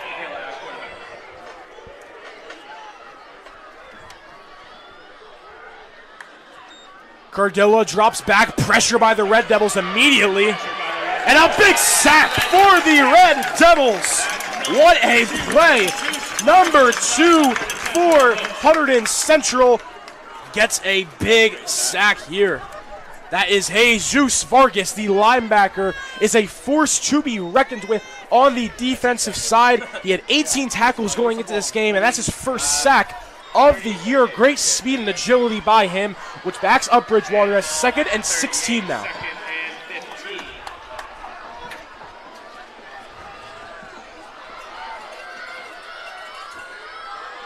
Ball to 38 now. Bad snap. Cordilla had no choice but to throw that, and for that reason, it's unsuccessful. Denzel Amafo, not really his fault. Didn't expect the ball to come to him, I'm sure. But Cordilla does a good job at picking up that bad snap and throwing it. It's really what he needed to do. So 3rd and 16 now, a big play. Central cannot afford to give up a first down here. That would be so crucially bad if they did. Is that a down if you picked up a fumble with your knee down? No. Yeah, well, once you So 3rd and 16, No matter what. after the bad snap. Cordella picked it up. DSO is motioned. Cordella looks back. Here comes the pressure for Central. Cordilla's going to run with it. No, he's not. DSO has some room to run. barely does not get it, but good effort by DSO. However, a fourth down, but it's a very short fourth down now. It looked like Cordilla was going to run it. Nope. Right to our left was DSO. So it's fourth down now for Bridgewater. And they're going for it. It's a short fourth down. 4th and 3. Huge play for both teams with just over a minute left in this second quarter. Central does have a timeout. It'll be interesting to see if they use it here to communicate things. Now we're under a minute with 59 seconds. How many seconds you got? 35, 40 for high school? I think it's 35. So Bridgewater's wasting time as much as possible. So if they get this first down, Central won't have more time. Now it's a whistle blown. It's a timeout called. Bridgewater's going to talk things over. And Lucas, this is arguably the most important play of the game because Bridgewater's already up by 1. Central has the ball at half, but you don't want Bridgewater going up by potentially 8 points because if you do, then Central has to get a touchdown and 2-point conversion. This is crucial for the Red Devils. They need to make a big stop here with 42 seconds left. 42 seconds left. That is not a lot of time. Bridgewater definitely has a great opportunity to score a touchdown here, and that would be big for the Bridgewater Panthers going up 28 to 20 going into the second half. Central cannot let that happen. That is not something you want to see. Perhaps something you can see from Bridgewater is a short in route by Dylan Tierney. You know, the big tight end is where they thrive. Big tight ends thrive on these short conversions, and we could potentially see that. He already has 2 touchdowns, has more than half the touchdowns for Bridgewater. A big play here, 4th and 3, ball at the 25. For Bridgewater to continue to move the chains, it's going to be a fake. It's going to be a toss to Amafo, and Amafo gets the first down. So Bridgewater moves the chains. With 36 seconds left, the clock is stopped with a first down, so Bridgewater now has more room to work with. It'll be interesting to see if it comes down to like 10 seconds and they're still not in touchdown territory if they kick the field goal. If they kick the field goal, they go up by 4 points, 24 to 20. So now first down. Curdilla's going to hand it off to DSO, and DSO gets a couple there. He's still on his feet, finally gets taken down. So Bridgewater takes another timeout. There's a smart timeout here. And this is where Bridgewater really has to talk over things because they're in an extremely crucial situation with 24 seconds. They have some room to work with, but if they get a play where they don't get out of bounds, the clock's going to keep moving, and they're going to have to go into that no-huddle formation. Lucas, what do you think Bridgewater is trying to cook up here? I think Bridgewater is going to figure out a play plan, or obviously, I feel like they're going to go with the rushing play. They've been doing a great job with that so far, able to get down the field farther, and are able to get the first down here. Still plenty of room, but with 24 seconds left, rushing plays are not what you want to see because that'll wind down the clock unless they get the first down, obviously. So I feel like working with the rushing play, if they can get the first down here, would be big for Bridgewater. So in the red zone is Bridgewater. The ball is on the 10-yard line. They have 10 yards to go. It's a bad snap once again. It's a pass attempt, and it is caught. A Moss catch, touchdown for the Bridgewater Panthers. What a catch. That was on his head, and that's a touchdown to make it 27-20. Unbelievable, Lucas. That is not what you like to see for the Hunterdon Central Red Devils, going down 27-20 going into the second half. They were already going down 21-20 going into the second half, and it was bad enough. But now Hunterdon Central's defense just unable to work on that drive. Bridgewater going up 27, maybe 28-20. Yeah, that was Farley on the coverage, but really that was the receiver just doing a great job on that catch, grabbing it over his head, and now the extra point is good. And this is not good. Hunterdon Central had a blocked extra point. Cello threw it in a position where it shouldn't have been thrown. Because of that, 28-20. Now what's good for Hunterdon Central is they have the ball at the half. So they can get a touchdown and go up by 2. But in what was a 20-14 game with 3 minutes left, now it's 28-20 with 19 seconds left. Where did Central go wrong, Lucas? Hunterdon Central, their interception there. Andrew Cella, he just had that terrible, terrible throw. I'm not saying it was just a bad decision, but it was a bad decision. It was right to 3 Bridgewater Panther defenders. Nobody was open. He was intentional to Farley. Hunterdon Central just unable to get that working there. Their interception cost them the touchdown, going down 28-20. Hunterdon Central needs to get it back during the second half, maybe tie it up with a 2-point conversion, tie it up at 28-28, and then get back into the game. There's still 19 seconds left, so never say never. Maybe Central can get something here. They kick off for Bridgewater. Joe Swinnerani. And the kickoff is up. Going to be caught. And stopped still on his feet. Wow. Stopped at about the 38-yard line. With 13 seconds to go, we'll see what Central does here. Maybe, knowing they have the ball at the half, they do a run and a kneel, or maybe they try to get something with the time that they have and do a deep ball. So Central are going to talk things over. What do you think is right for Central to do here, Lucas? Central needs to work on their passing game. Chella having a rough first half. They weren't able to complete that many conversions. Obviously, the one to James Mongo was a Bridgewater mistake. He was wide open. Hunterdon Central has been relying on those mistakes. Bridgewater already let up 2 mistakes, letting up 2 touchdowns. That's what Hunterdon Central has been working with. They've been working with those big mistakes that have been giving Hunterdon Central those big touchdowns. So the ball is around the 35-yard line.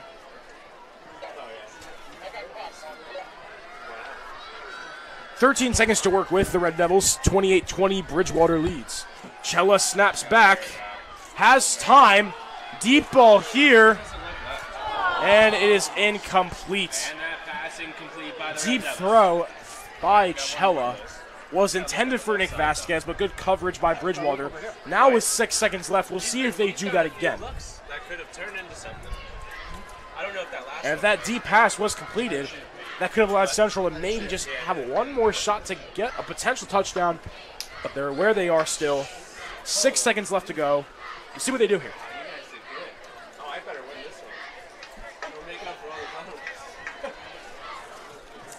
This is going to be like a 15. Whistle blown, there's a penalty. If it's on Bridgewater, that could be big for Central. And it's on Central, not what you want. Not what you want for the Red Devils. Chella obviously going to go for another deep ball, maybe even hand it off to Valise. He's been doing a great job when it comes to moving downfield, but that's only because of Bridgewater's mistakes. That one touchdown by Valise was because of a Bridgewater mistake, able to get that touchdown. Chella definitely going to throw it deep here. Start on the Red Devils. It's a 5-yard loss. So 6 seconds still left, but they're backed up huge, the Red Devils.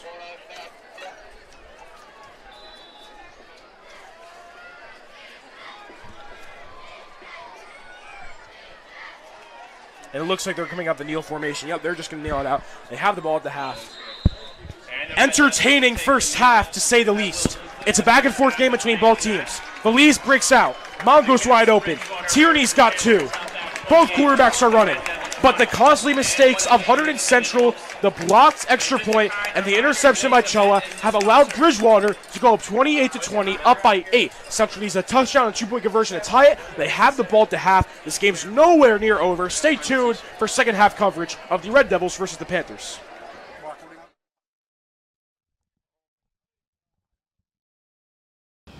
And joining us here at halftime on the HCTV live stream, it's Red Devil senior Quentin Fisher.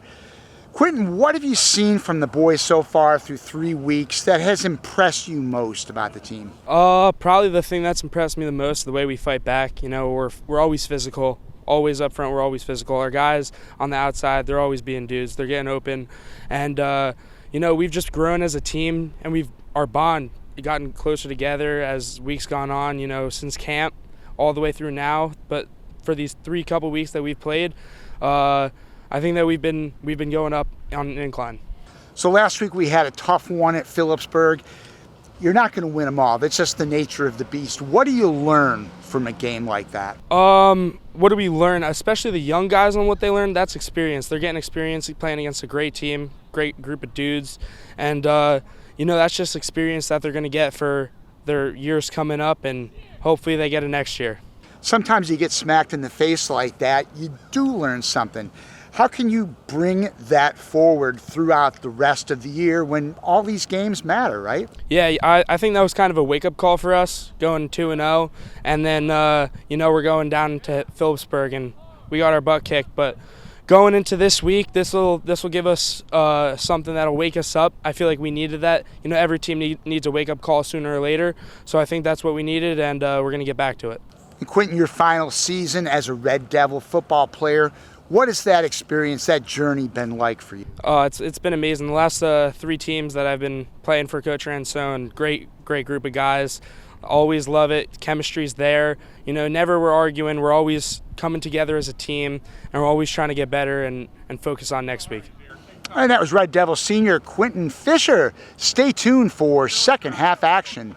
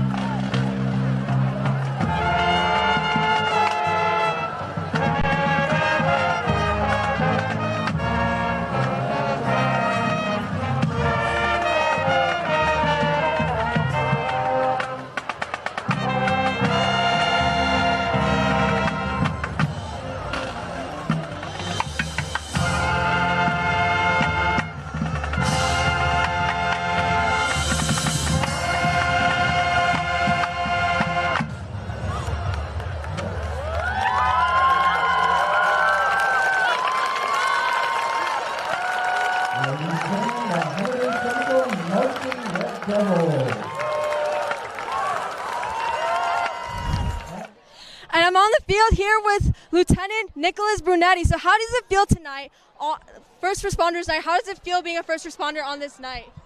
It's really great. We're all volunteers here, especially here at the fire department, and we just do what we can to help our community. It's really great to see the community in the high school to come and support us and help us out, and it's nice to know the community has our backs.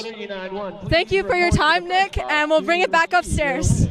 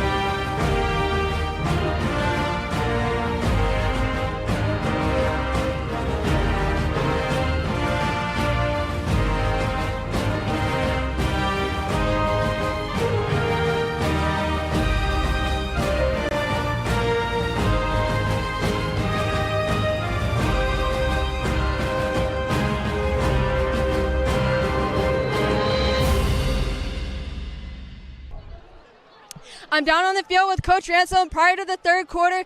What do you hope to see in the guys right now being down 28-20? Well, we have to dig in, and we scored 20 points. Right, we can't give up 28, and that comes down to our eye discipline, our stances, little things like that, and if we can fix that stuff, we'll be fine. Thank you, Coach. Good luck in the second half.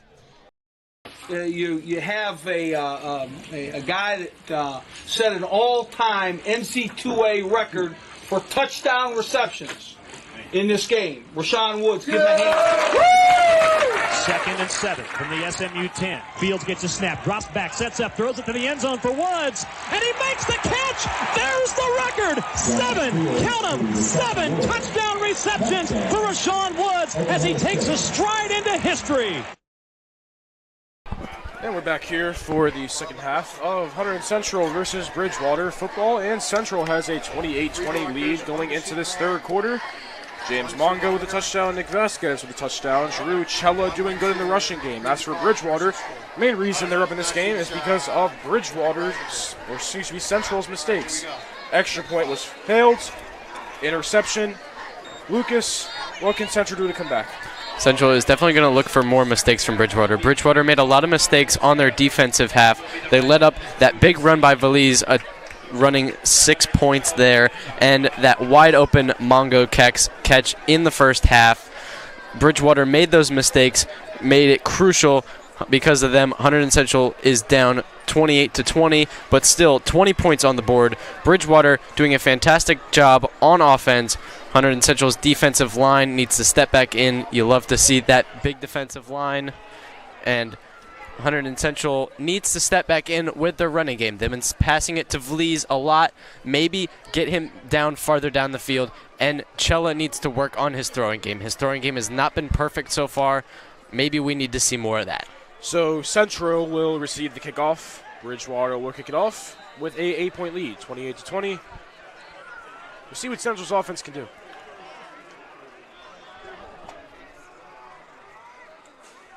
Kickoff here for Bridgewater. Returned by the Red Devils, have good room around the 40-yard line. So out comes the Red Devils offense, and they're led by quarterback Drew Cella. And Drew Cella had a solid first half. The Lees had a really good run, broke through defenders, Mongo wide open for a touchdown, and Vasquez also had a touchdown. Cella also doing really good in the passing game, although for as good as he's doing, he's making some mistakes. That interception he had with Tyler Farley, with there was 3 defenders around him, was costly. So out comes the Red Devils offense. As you said, that interception that Drew Cella threw, that was the costly play by the Red Devils. Gave the Bridgewater Panthers that 28-20 lead. That gave them that big opportunity there at the end of the first half. Ball's at the 40-yard line, 1st and 10.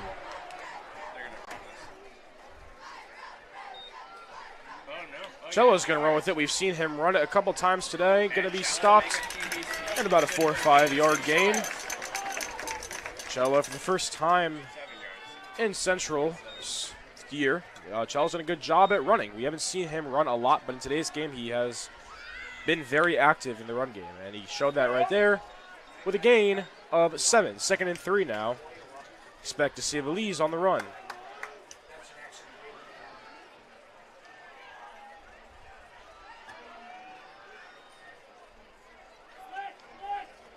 Hand off to Valise, and Valise going to do a good job at getting past defenders for the first down. Valise once again moves the chains, and a new set of downs for the Red Devils. It's now 1st and 10, and the ball's at about the 47-yard line.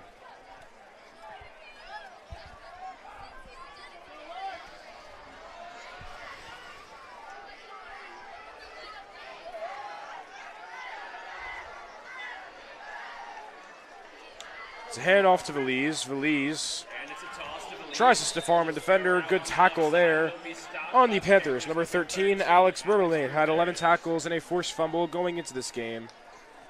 And does a good tackle there. Bridgewater's defense showing up. And the loss of 1 on the play. It's 2nd down, 1st and 11 at the 49. So 2nd and 11 here. Loss of 1 for Valise. 3rd quarter just starting.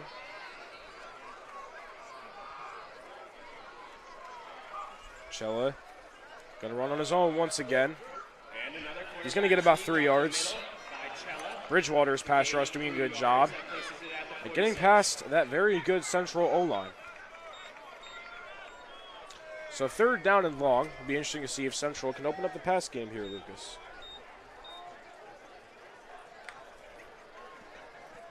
Two minutes gone by in this 3rd quarter. 3rd and 8, ball to 46.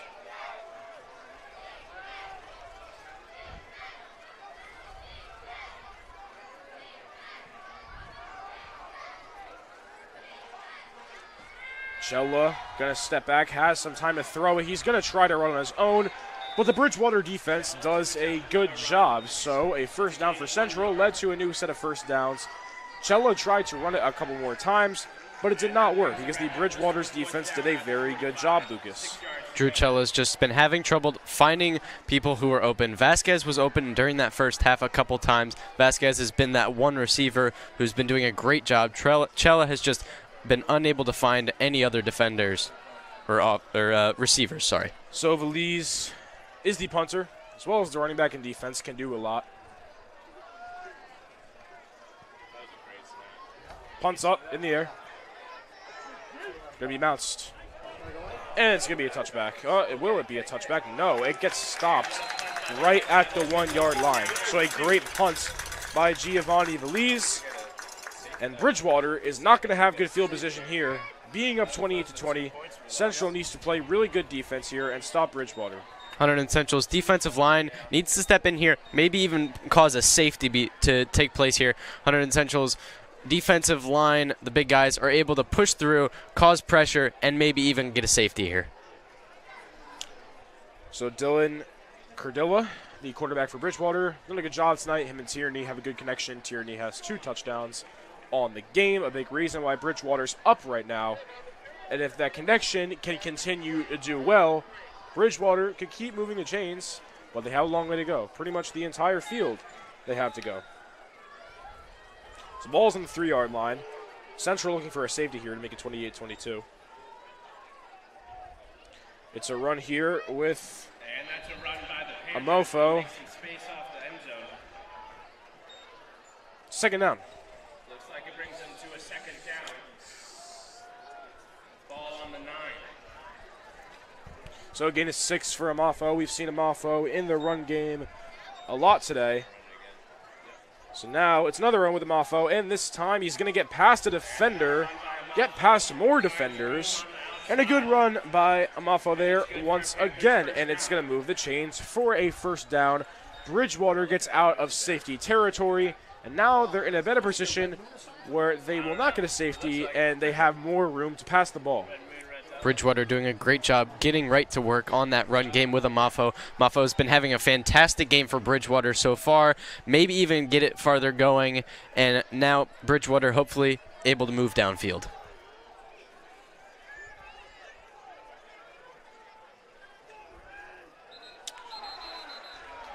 And Central jumped, so Bridgewater will move the chains because of another flag by the Red Devils. We've been seeing this mistake the entire game, and it's happening once again, Lucas. And what do you think Central needs to do to stop that? That's the 3rd, 4th, maybe even 5th false start there by the Red Devils. So far in this game, the false starts have been killing them. You saw Tyler Sook almost twice so far.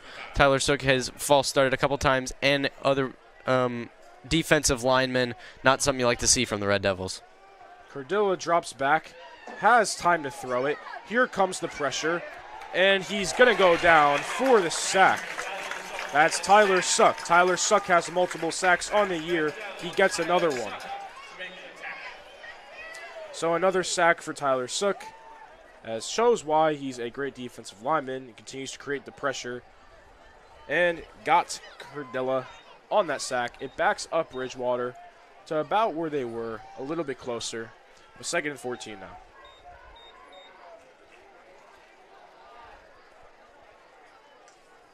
Cordilla drops back. Here comes the pressure.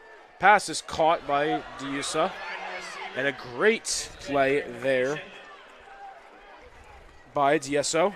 DSO's had a lot of good runs and a lot of good catches, and that gives Bridgewater some more room to work with. Very fast 3rd quarter, already 6:46 left. Very fast-paced. And a whistle blown. Looks like a player is down and will be back.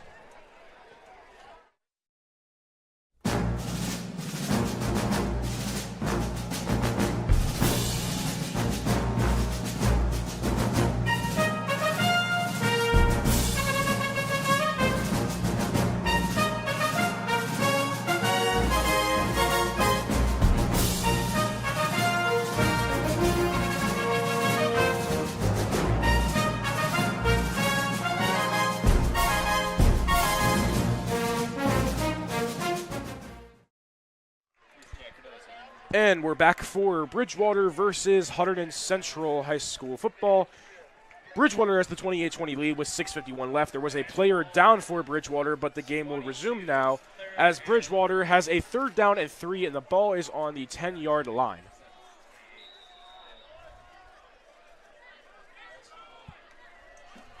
Gradillo drops back, hands it off to his running back.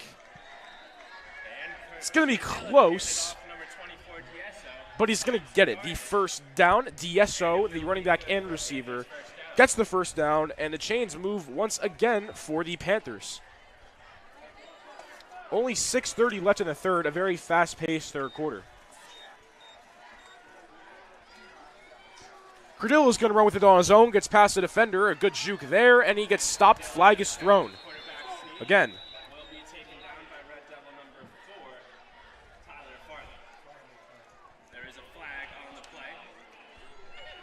There's a flag on the play. It's a hold.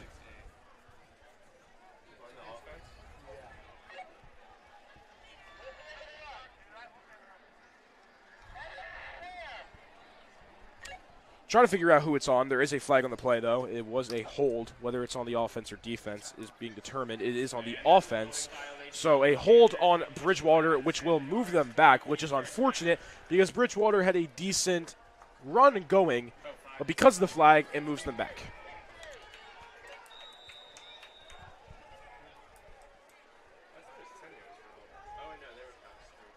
So 1st and 15 now. The ball's on the 10-yard line, following the holding flag by the Panthers.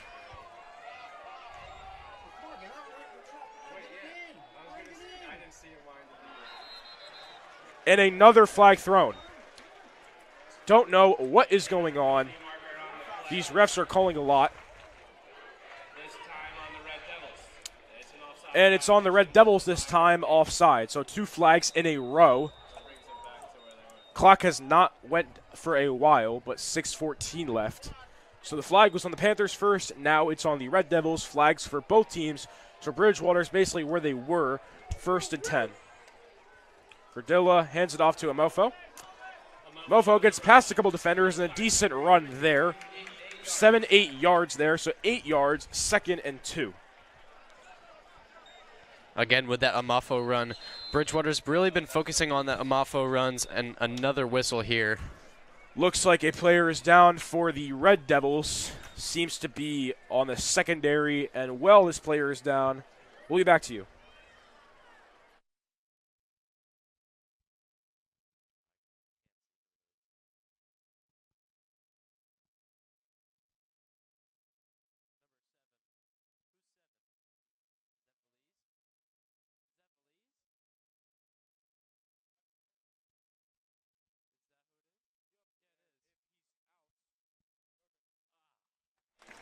So Giovanni Valise went down on that play.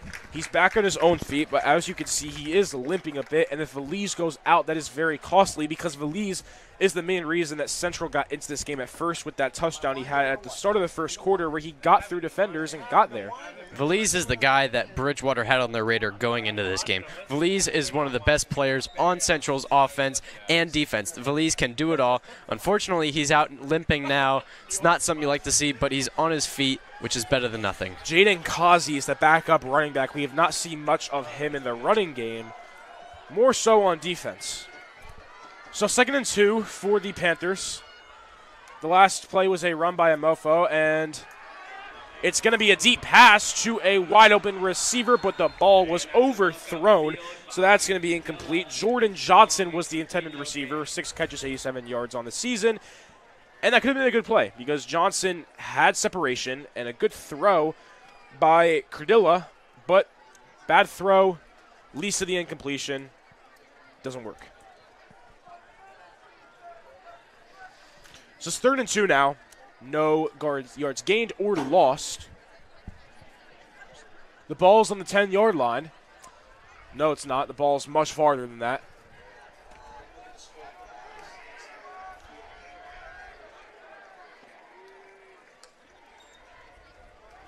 Handoff here to Amafo and a big stop by the Red Devils. That D-line is coming in huge right there.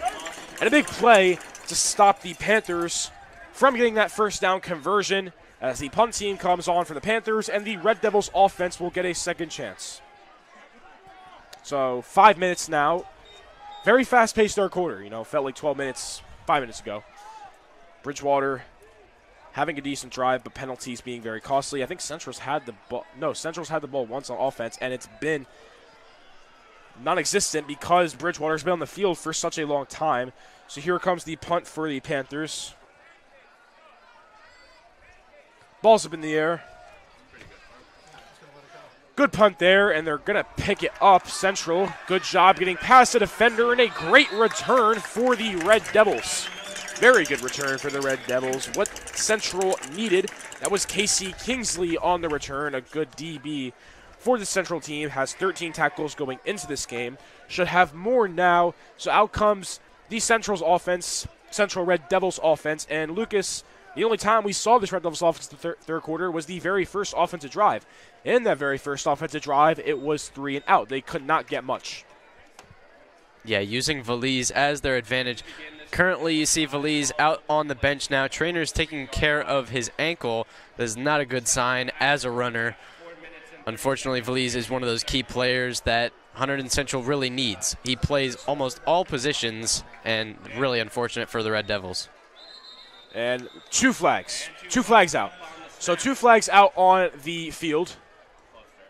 It's going to be a false start. Yeah, false start for Central.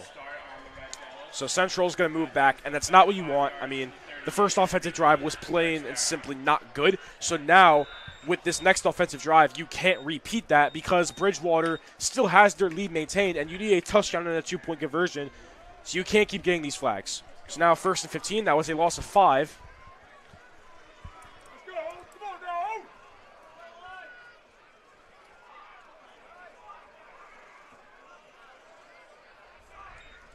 Cello snaps back. It's a deep attempt for Mongo, and it was thrown into double coverage. Not sure what the throw was there.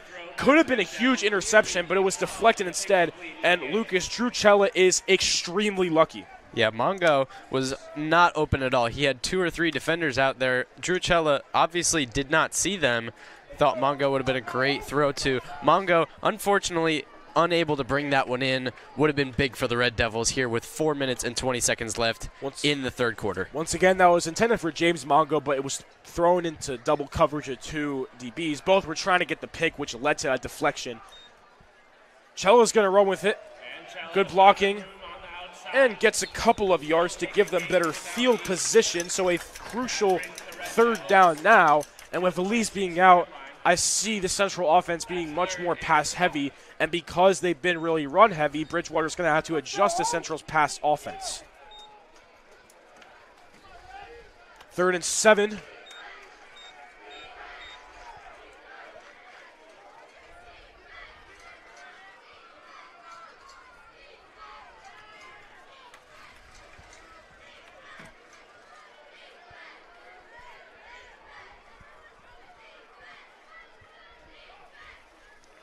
Cella has pressure coming to him, and he's going to go right down. That Bridgewater D-line has woken up in this 3rd quarter. It seems like a whole new Bridgewater defense, where in the first half, they were making mistakes that led to Central getting these touchdowns. Now they seem to figure that out because these 2 offensive drives for the Red Devils just haven't been good. But a big reason for that has been Bridgewater's defense. And look at this, Brad. Giovanni Valise back in to take this punt here. Obviously looking a little bit better, not limping as much as he was before. So now a punt here.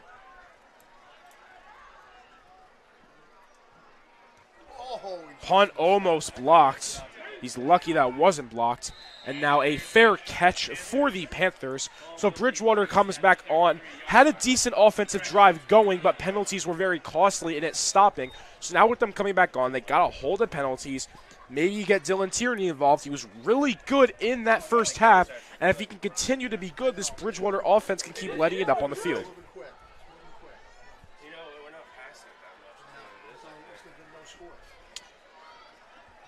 Dylan Cardilla, the quarterback, once again for Bridgewater, now coming onto the field. The ball's at the 28-yard line.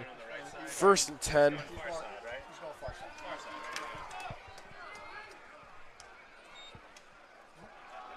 It's a run for Amafo, and Amafo is going to get stuffed by that Central D-line for only a gain of about 2 to 3 yards. Good job by the Central D-line. Gain of 4 yards. Both teams doing a great job on defense early in this 3rd quarter, actually late in this 3rd quarter, 2 minutes and 30 seconds left. Nothing much happening really back and forth so far. Very lackluster 3rd quarter compared to the first 2 quarters. However, defense has been very good. DSO on the run is only there for about 2-3 yards. And it will be a 3rd down for the Panthers.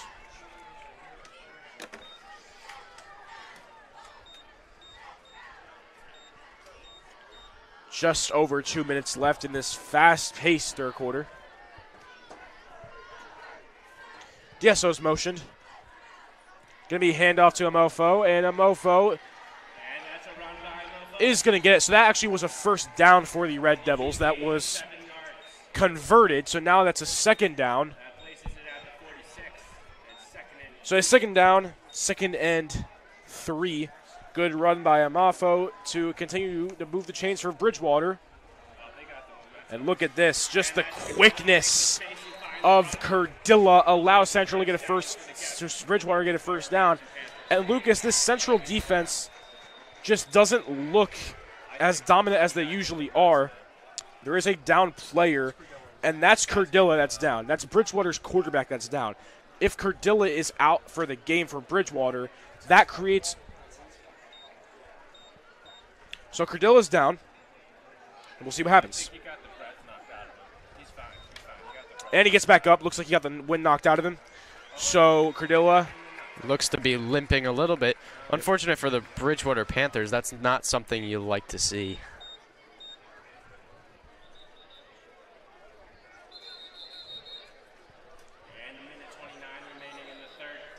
Minute 29 left in the third quarter. Cardilla went down. He is back up.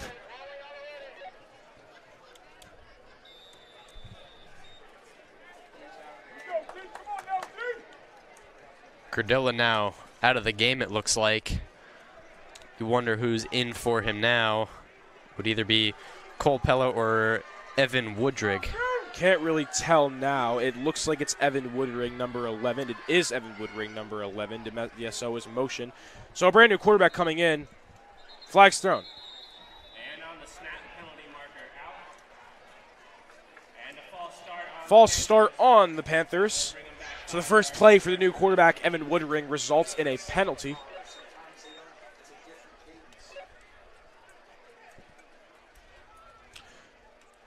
So Bridgewater loses yards, the minute and 5 left.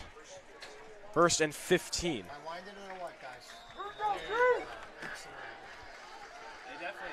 Now a minute left in this third quarter. Stops here for the Red Devils defense would be huge. It's a run to DSO. And a good job by the D-line. And Lucas, now with a backup quarterback, Evan Woodring in, do you think that we see a more run-heavy offense from the Panthers? Oh, definitely. I mean, Bridgewater's been having trouble, and we have a defensive player down for the Red Devils. Looks like Jesus Vargas, I believe. It's number 2.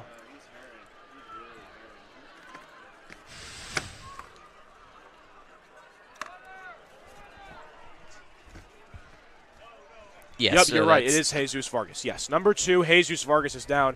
And this is a player that's been very good for the Red Devils. A very good linebacker that got a sack today against Bridgewater. And he's a key piece to that Red Devils defense. Yeah, he had over 15 tackles going into this season and a couple sacks already today.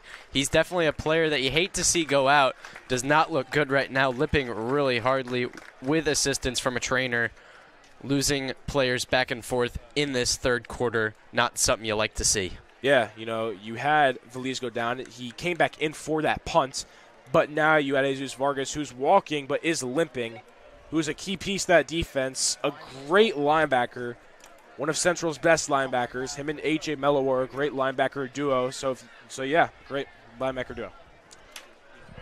44 seconds left in the third quarter. It's 2nd and 15 for Bridgewater. Nothing gained on that first. Cardillas drops back. Here comes the pressure and a sack for the Red Devils. There's the big boy Edwin Sanchez on that sack.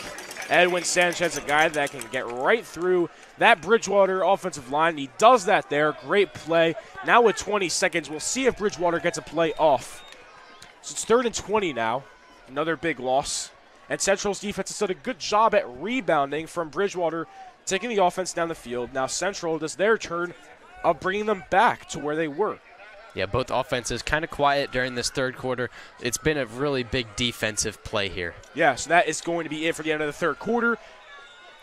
First quarter, second quarter, had a lot of points, but this one was scoreless. Central's offense couldn't do much. Bridgewater's offense, not much either. It's a scoreless third quarter with the exact same score that we had going into halftime.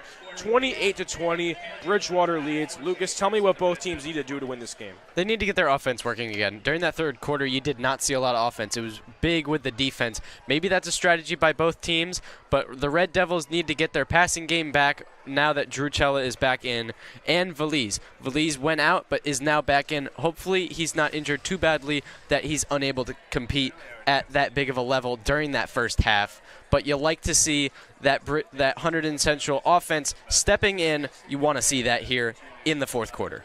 Yeah, Valise coming back in after he was injured is big because you want to have your key pieces in, and Valise is coming back in. Now, as maybe the injury will affect him, but either way, he's in and he's playing, and that's what matters. So if he could stay in and help Central win this game, that's what matters. So 3rd and 20 for the Bridgewater Panthers after the sack from Edwin Sanchez.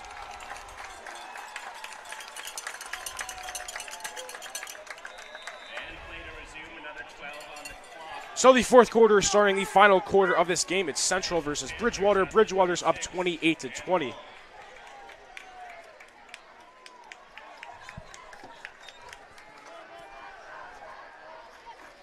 Pressure from the defensive line there, suck right there. AJ Mello's on it as well, and Valise.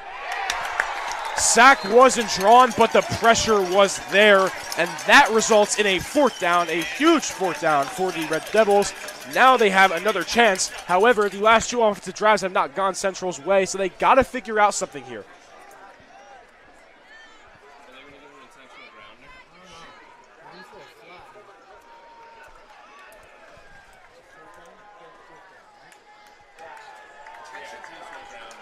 It's intentional grounding on Declan Cardilla. Had to sack right there, Hunterdon Central, and right when he got hit, he just threw it, trying to throw it out and avoid a sack. So that's going to bring Bridgewater back even more when they punt it. You saw that defensive line. You saw Tyler Sook push him back super far, and then the other guys just came in. They pushed him back over 20 yards. That's one big play there by Hunterdon Central's defensive line. Again, you want to see them push farther, apply more pressure, and able to get that intentional grounding.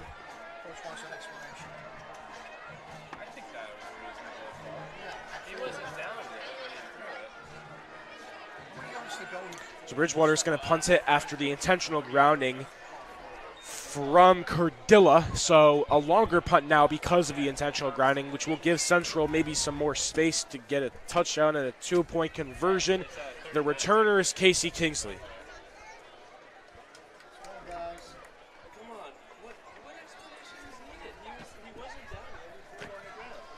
We are still waiting for this punt to be going, and now it's gonna.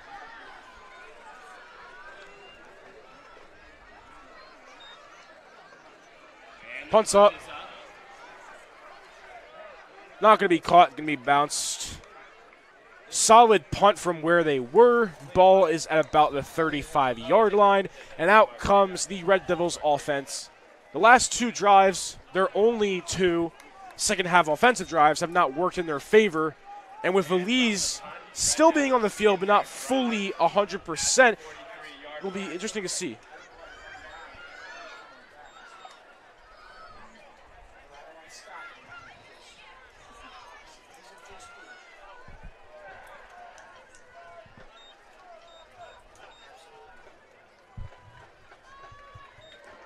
So Central's offense now coming onto the field, led by Drew Cella, who has a couple of passing touchdowns, looking to get more.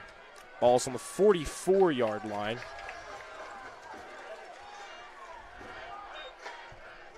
Cella is going to hand it off to Vasquez, a reverse play. A flag is on the field. That was a handoff to Vasquez. Vasquez. And a holding call on the Red Devils. We'll push him back 10 yards, repeat first. So a flag on the Red Devils, which pushes them back 10 yards, and that's not what you want if you're the Red Devils because the last two offensive drives have not worked your way. Another penalty sets you back even more, and with this Bridgewater defense being very good, it's just going to lighten them up more. Hunterdon Central's been having trouble all game with those false starts and holdings, and Hunterdon Central just had a lot of trouble with the penalties overall. Again here, you don't want to see that from the Red Devils offense. 1st and 20 now, loss of 10 yards.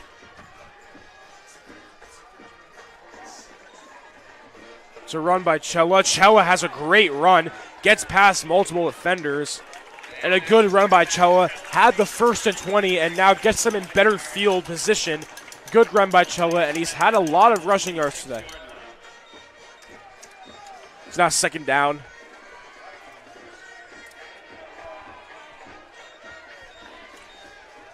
Second and 8, so a gain of 12 from Cella. Great run there. 4th quarter just starting, still 10:50 left.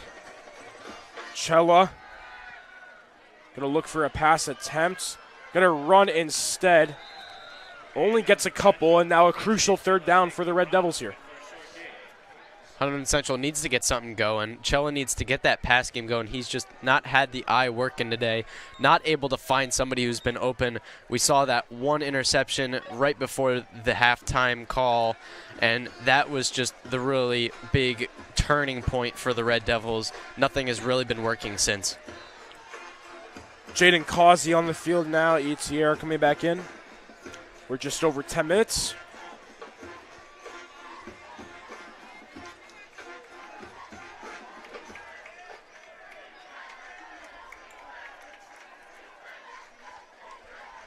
Third and 7. Cello looks to pass. It's going to be caught by Causey. Gets through a defender, trips, and gets nothing. Bridgewater stuffs him. 4th down now, and Central is going to have to punt it here.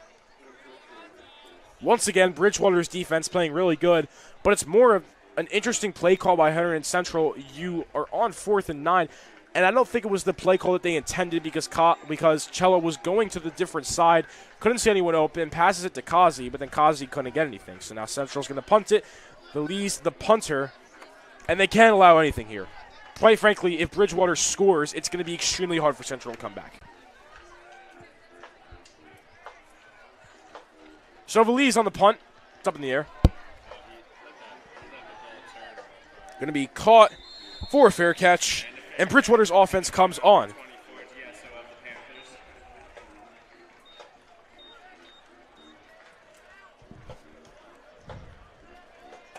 And it looks like Cordilla is back in the game, coming back onto the field. Woodring was in the game for a little, but now with Cordilla being back on, that's not what Central wants, because Cordilla has done a great job tonight. He's done a great job at creating plays and being mobile. And he's going to continue to do that, but Central's got to stop it. So 1st and 10 on the 37-yard line. Cordilla looks to run, gets past one, and he goes out of bounds for a couple yards.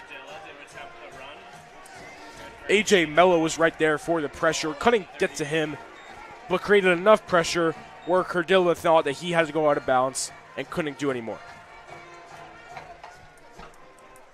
Only gain of 1, 2nd and 9.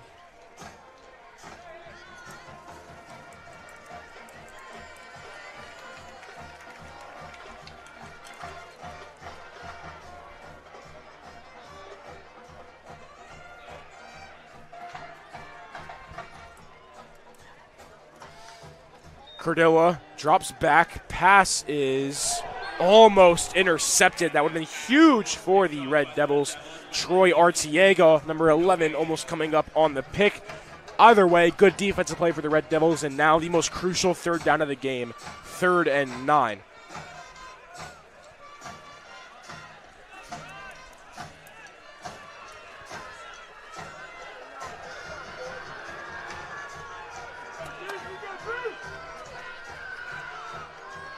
Cordilla drops back. Here comes the pressure from the D-line. It's a deep pass, and it is dropped. That could have been a touchdown. That could have sealed the deal, but it didn't. He dropped it. Number 5 for Bridgewater, Dylan Tierney, who's come up big for the Panthers, has had 2 touchdowns. Could maybe potentially cost another touchdown. No, he did cost another touchdown because with that catch, he had plenty of room ahead of him, and he could have easily scored, but he dropped it. Like you said, Brad, that could have been the seal of the deal play. Tierney had plenty of room out there, would have been able to get that touchdown, putting them ahead at 35-20. Bridgewater, unhappy about that one. The ball was right in his arms. So Central gets it back, but this offense has not looked good in the second half. So it'll be interesting to see what they can do to try to tie this up. However, if they get a touchdown, they still need a 2-point conversion. Punts up.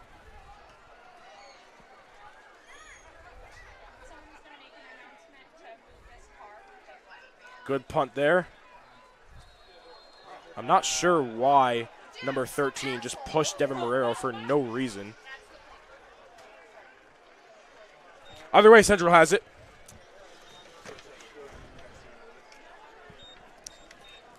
Number 13, Alex Berberin. I mean, Marrero wasn't even going for that punt, and then he just, for some reason, just shoves him.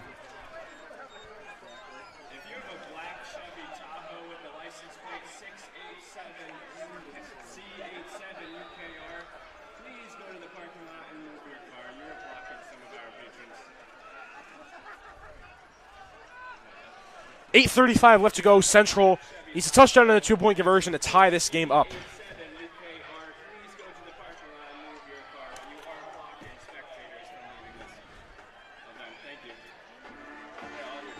Chella fakes the handoff. Pass is no good. And number 24 for Bridgewater, Nick Diesso, clearly looked like he was holding him, but there's no call, Lucas. What do you think about that? I mean, Coach Ransone, you see his reaction. You're surprised you don't see a pass interference call. He already had him tackled by the time he was ready to catch that ball. Ransone really angry about that one. 2nd and 10 now after a failed pass attempt.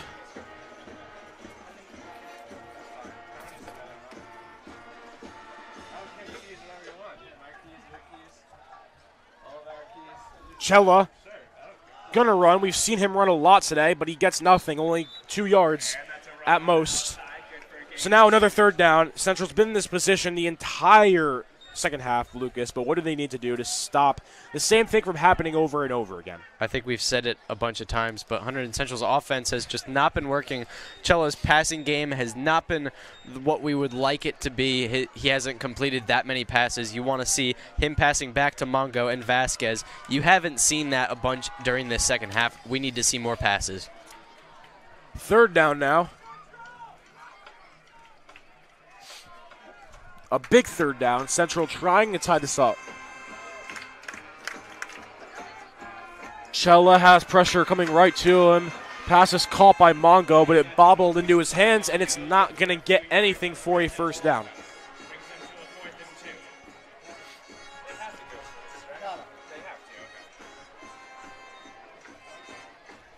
So it's 4th down now, and Lucas, do you think Central should go for it here? Oh, obviously. You have 7 minutes and 23 seconds left. There's not that much time left in the game. Maybe enough to score, but just for enough space to score, we need a lot more time. We need to get this one done. 4th and 2, the biggest play of the game. Central, if they don't get this, is going to have Bridgewater in really good field position, so this is the most crucial play.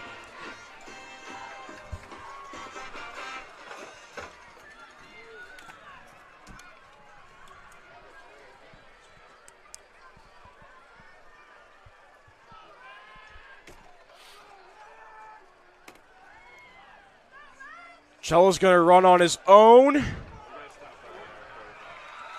and he's not going to get it.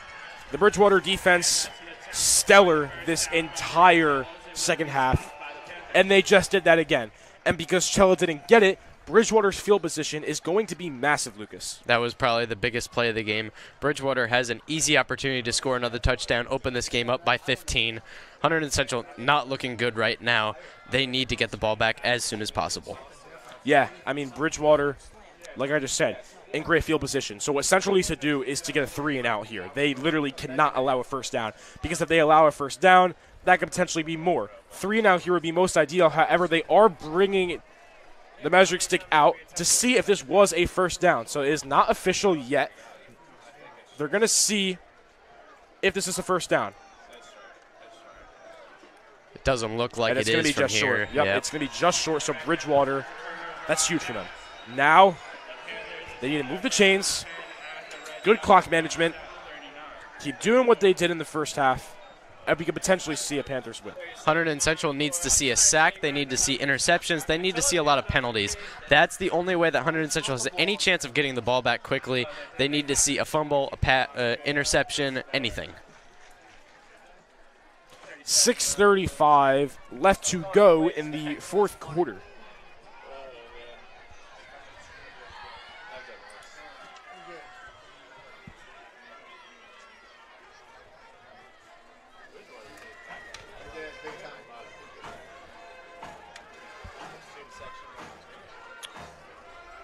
So it's going to be a handoff to Amafo. Amafo going to get past a couple of defenders with a solid run, second down.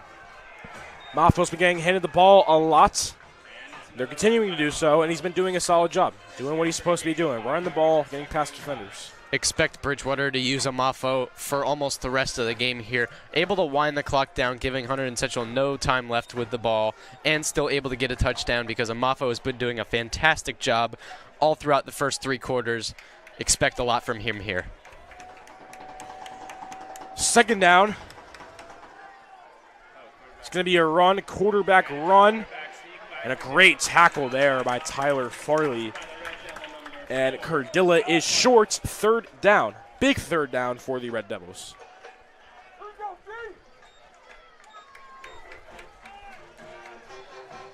And what I said earlier, Central needs to get a 3-and-out here. That's the most important thing they do here. They get a 3-and-out and prevent Bridgewater from getting anything.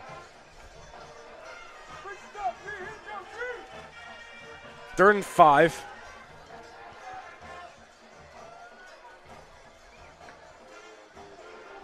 It's a handoff to Amofo, and he's going to get stopped. Big stop there for the Red Devils. So it's 4th down now, but now what's going through everyone's mind is, does Bridgewater go for it here?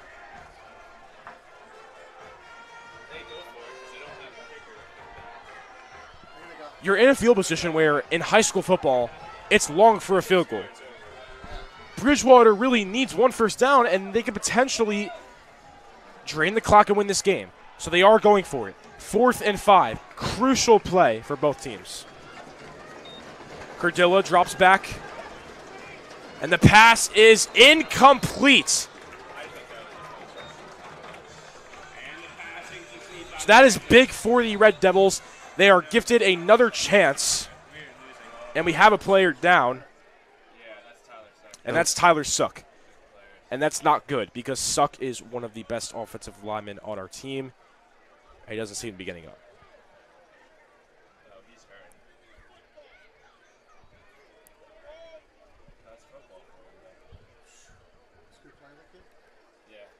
Yeah, and this doesn't look good, so we'll be right back.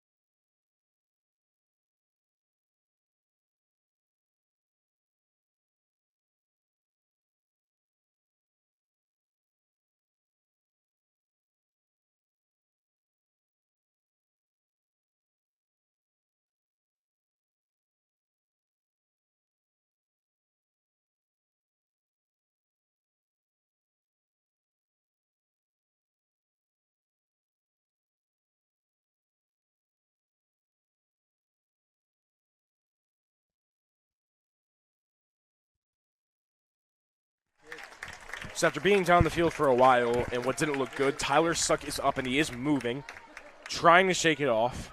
And that's good because if Suck went down, that would be huge because Suck is just such a key piece on this defensive line and offensive line. For Tyler Suck's size, he is so athletic. His footwork is so good. And when you have that big of a player just running at you at that speed, it's impossible to stop him. And if Tyler Suck was fully down and not be good, Tyler Suck is out the game for now. Game will continue, but Suck will be out. Central now has another opportunity to tie this up. 1st down for the Red Devils. It's going to be a handoff to Valise, who's still in the game, but the Panthers defense stops that right there. Big stuff, and it seems that the run game for the Red Devils has not really worked in this second half at all. It was doing okay in the first half. Besides that Valise touchdown, it was okay. But now it's not okay and just flat out bad because of how good this Panthers pass rush is. The O-line for Central seems to be getting tired from that Panthers pass rush. So now it's 2nd and 13 for the Red Devils. 4:30 left. Chella drops back. Pressure's already coming. Pass almost intercepted. And Kazi looked back at that ball. Don't know what happened, but the ball was almost picked. Luckily, it wasn't for the Red Devils. 3rd and 13 now, Lucas, and nothing seems to be working. That looked like a great pass there to Kazi. Kazi had plenty of space. He had that opportunity, I feel like. He was able to get that one. He looked back at the ball, saw it, and just wasn't able to go for it for some reason. So 3rd and 13 now after the incomplete pass. Suck went into the game, but he's coming back out now as he's still limping.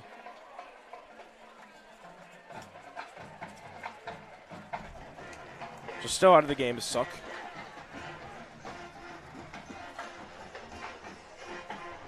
Third and 13.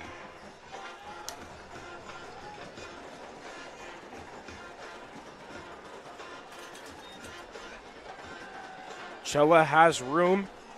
Deep ball to Vasquez, and that's incomplete.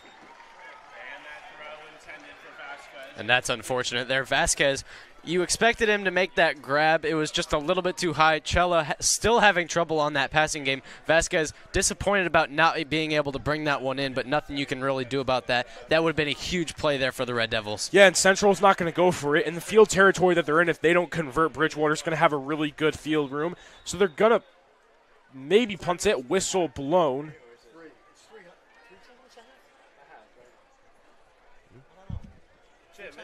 It's 3 timeouts per half, right?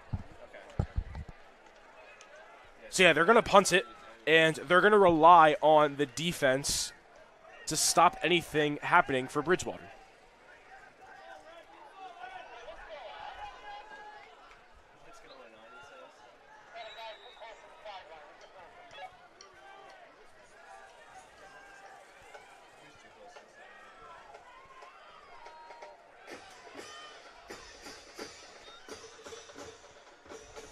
Punts up.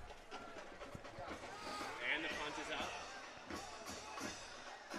And the ball continues to roll in Central's favor, and that's what they want. And will be marked. So 4 minutes and 2 seconds. Central has to be very good on defense once again, which is what they did last time. Bridgewater went for on a 4th down. They didn't get it. Central has to continue to do what they're doing and hope that the offense can get something. One thing that's unfortunate for the Red Devil, you saw Sook go down earlier. He does not look like he's back in now. Sook was the big key player in that first half and the 3rd quarter. He was able to get a couple sacks and tons of tackles. Sook is one of those players that you would have loved to see here right now in the moment. He's not there right now. So now here's Bridgewater back on offense. Amafo on the run. Only going to get about 2-3 yards. And it's a fumble! Does Central get it? And Central gets the fumble. Wow, what a turn of events. Central has it. That is huge for the Red Devils right now. That is what we needed. We needed a turnover. Wait. No marking yet. No one knows who got it yet. Not officially yet. Central does not have it yet. They are reviewing this. Hunterdon Central really needs this. This is going to be a big turning point if Hunterdon Central is able to bring this one in. Still unsure. And it is not a fumble. Wow. So Central really thought they had the fumble. The crowd thought they had the fumble, but they didn't have the fumble. I think he may have been down. I think he was down because he was down and then the ball came out. The ball was down, it seems, so still a great defensive play for Central. They stuffed the run, but didn't work. And you see now on the sideline, Suck is getting taken on.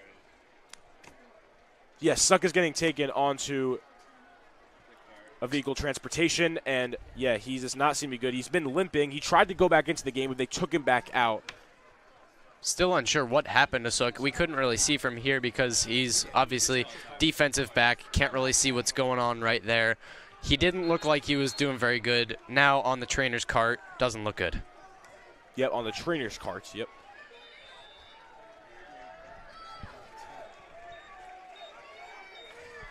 So Bridgewater's still going to have it. It was not a fumble.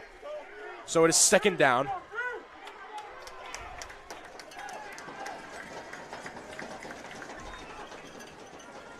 It's going to be a run here for ED-So.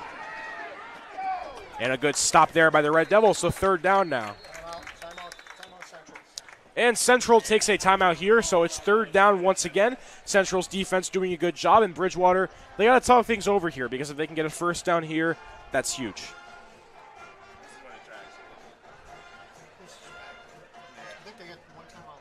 So, Lucas, what do you think Bridgewater does here? Bridgewater definitely needs to get something going. They're in a lot of they're in big distress mode. I mean, there's 3 minutes and 41 seconds left.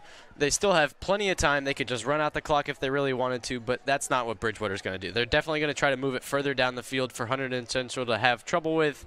Hunterdon Central, they need to work on their passing game, but in order to do that, they obviously need to get the ball back. Hunterdon Central needs to get the ball back as soon as possible, get a fumble, get a turnover, something like that. Bridgewater still talking things over as we wait the third down.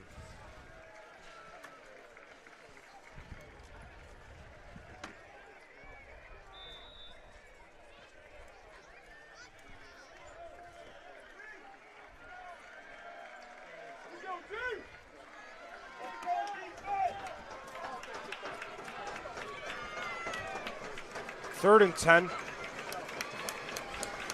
Big play for the Red Devils. Cordilla drops back. Has time to throw it. He's going to run with it. And he's not going to get it. Stopped once again. So fourth down, and Bridgewater is bringing out their punt team. Central has another chance. They're being gifted another chance on offense. But they actually need to do something now.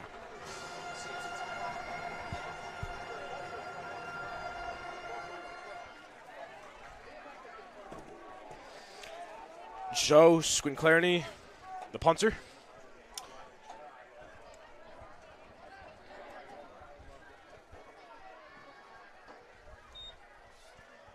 Punts up. And it's going to be bounced out of bounds. So here comes Central's offense once again. And it has been working. Their offense hasn't been working, Lucas.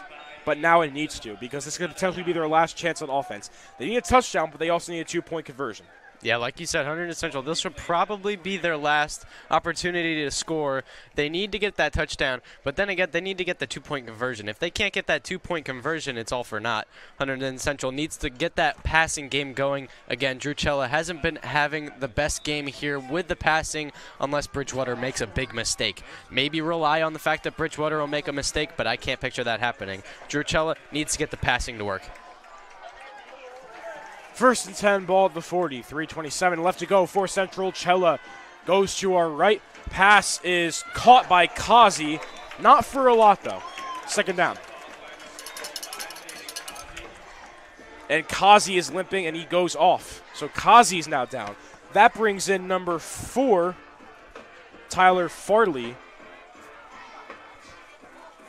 That's now the third injury for the Red Devils here in the second half. Yeah, and Valise is back in now, but Kazi was limping. So Kazi might not come back in. Here comes Cella. He drops back.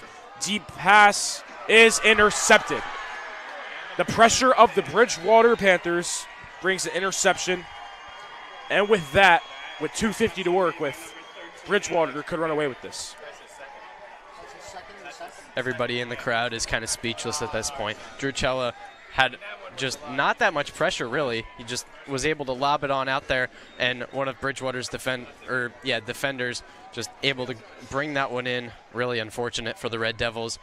Bridgewater may be able to run away with this one. Still 2 minutes and 50 seconds and left. Central still has one timeout left, so whenever they want to use that, they can. But it needs to be a 3-and-out. If they get a first down, they can just drain the clock. So a 3-and-out for Central is really what needs to happen. On that play, Cello was under pressure and threw a deep ball, but because of him being under pressure, it was an underthrown ball, which led to a Bridgewater pick. Here's the run. Afumo gets stopped. Good stop by the Red Devils. And that's the last timeout for the Red Devils. So Central has no more timeouts. So what this means is Bridgewater, if they get a first down, can just drain the clock out from there. Run the ball, kneel it. So these next couple plays for the Red Devils defense is massive.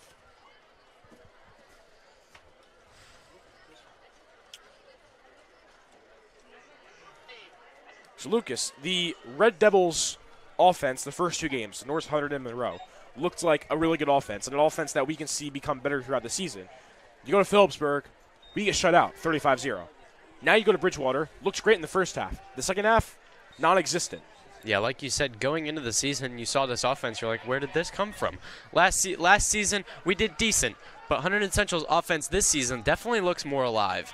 And then you play against Phillipsburg last week. It's not something you want to see. You saw them lose 35-0. Their offense just could not get it working with plenty of opportunities.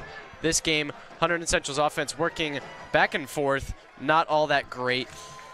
Here we go. 2nd and 8 ball in the 46. It's a run to Afumo once again, and he gets stuffed quickly there by the Red Devils. It's now 3rd and 8. And if Bridgewater here, run the clock as much as you can, get a passing play off, and hopefully they win. Hopefully Bridgewater gets the job done.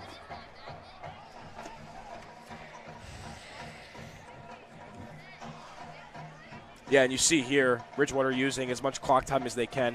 It went from about 2:30 to 2 minutes. So 3rd and 9, a huge play here.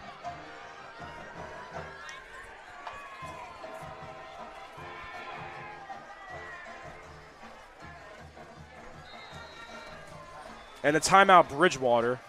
Interesting timeout call because they were draining the clock, but now it's stopped. So they're going to talk over this and see what happens.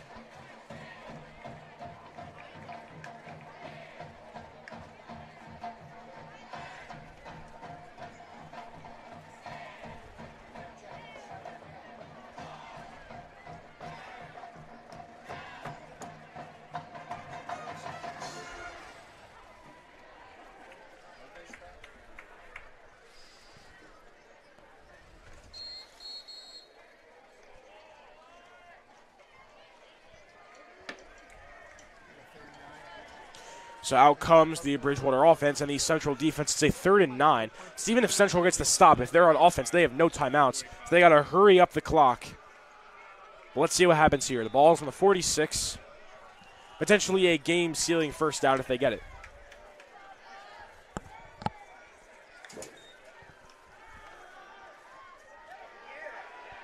And he gets a sack. Wow, A.J. Mello on the sack. That is big.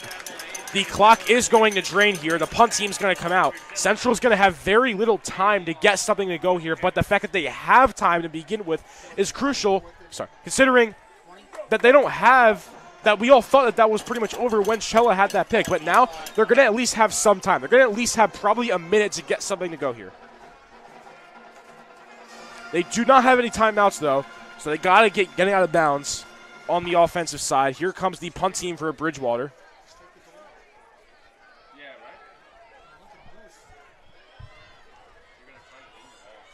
Kingsley is the return. Whistle and a timeout called. Bridgewater takes a timeout, and with that, Central will have 1:06 to get something to go on the offense. Lucas, Central's no timeouts. They are going to have to go out of bounds. They're going to have to no huddle. It's going to be very hard for Central to tie this up here. Yeah, you want to look for Kinsley. He's the receiver right now. He's going to receive that punt. You want to see a big return from him, maybe 20 or 30 yards. Then you want to see Drew Chella. Drew Chella has been having a lot of trouble on offense, unable to get that pass game working. I know we've been saying that a lot, but it's true. Drew Chella has been having trouble getting those receivers open. He's been passing, let a couple interceptions go. It's just not what you want to see right now. Drew Chella needs to get some long balls going, maybe get it into the end zone, and then get a 2-point conversion. punt team coming back on for Bridgewater. Once again, Casey Kingsley to return.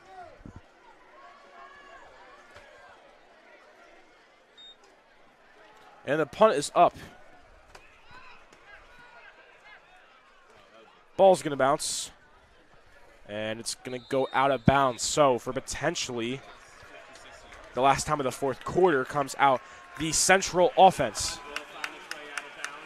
No timeouts to have with 57 seconds left. So 57 seconds left for Central to potentially send this game into overtime. But with the way that Central's offense has been, it's going to be challenging. Hunterdon Central, during that first half, saw a couple mistakes by Bridgewater. That's how we got the first 2 touchdowns. You had that Valise run where he was able to push through a couple defenders because of that Bridgewater mistake. And then you had Mongo. Mongo was wide open in the end zone, able to easily bring it in for another 6.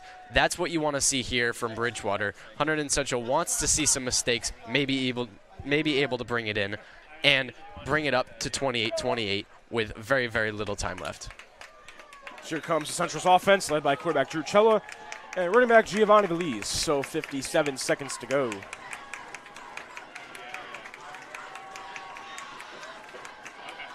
Cella drops back.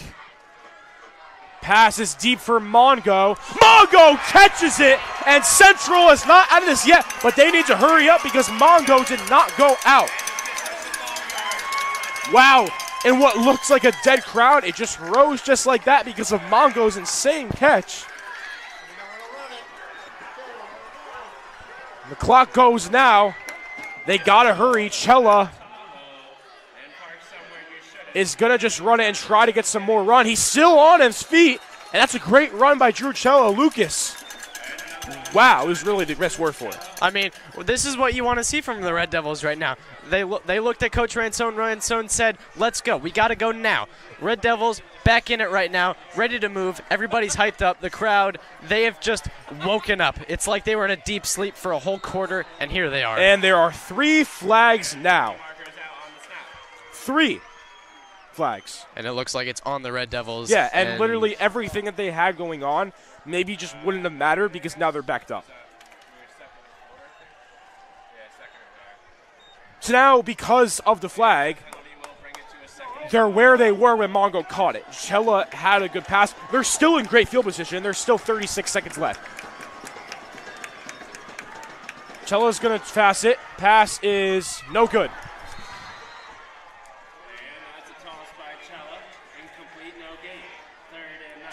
So it's 3rd and 9 now for the Red Devils. And that's just extremely unfortunate because it was a deep ball to Mongo that looked extremely good. Cella had a good scramble that was either really a short second down or a new first down. But now they're back. 3rd and 9. Mongo's pass is caught. It's not going to be enough for a first down. That was caught by Mongo, but it's going to be 4th, about 5. So this play will decide if the game goes or if the game is over. 4th and 5. Central's trying to stay in it. If they don't convert it, Bridgewater wins. Pass attempt here, no good. The pressure of Bridgewater's D-line was too much for Cella to handle. And with that, Bridgewater will come back onto the field, kneel this out, and they will win the game.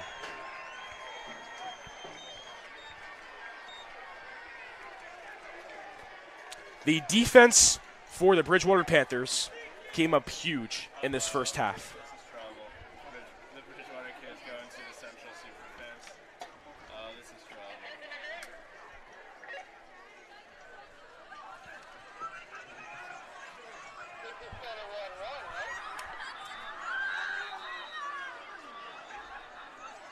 And Bridgewater's going to kneel it out.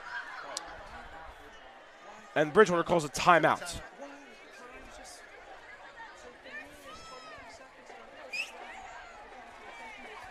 So Bridgewater can just kneel us out and they're going to win, but just an unfortunate events for Central because it looked like they could get right back in it. A deep ball to Mongo, and then it looked like a run by Cella, but then 3 flags just thrown right onto the field, which backs them up, and they don't get it.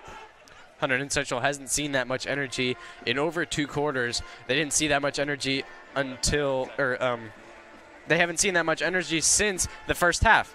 Hunterdon Central had that deep ball to Mongo. Everybody was on their feet. You haven't seen so much energy in this crowd since the first half. You actually thought that Central was going to have a chance here. Central, unfortunately, unable to bring it in. Yep, and Central, great start, 2-0, North Hunterdon Monroe, but now they're facing trouble. 2-0 to 2-2, a tough loss for them, 28-20. Bridgewater comes out on top, so both teams now at 2-2.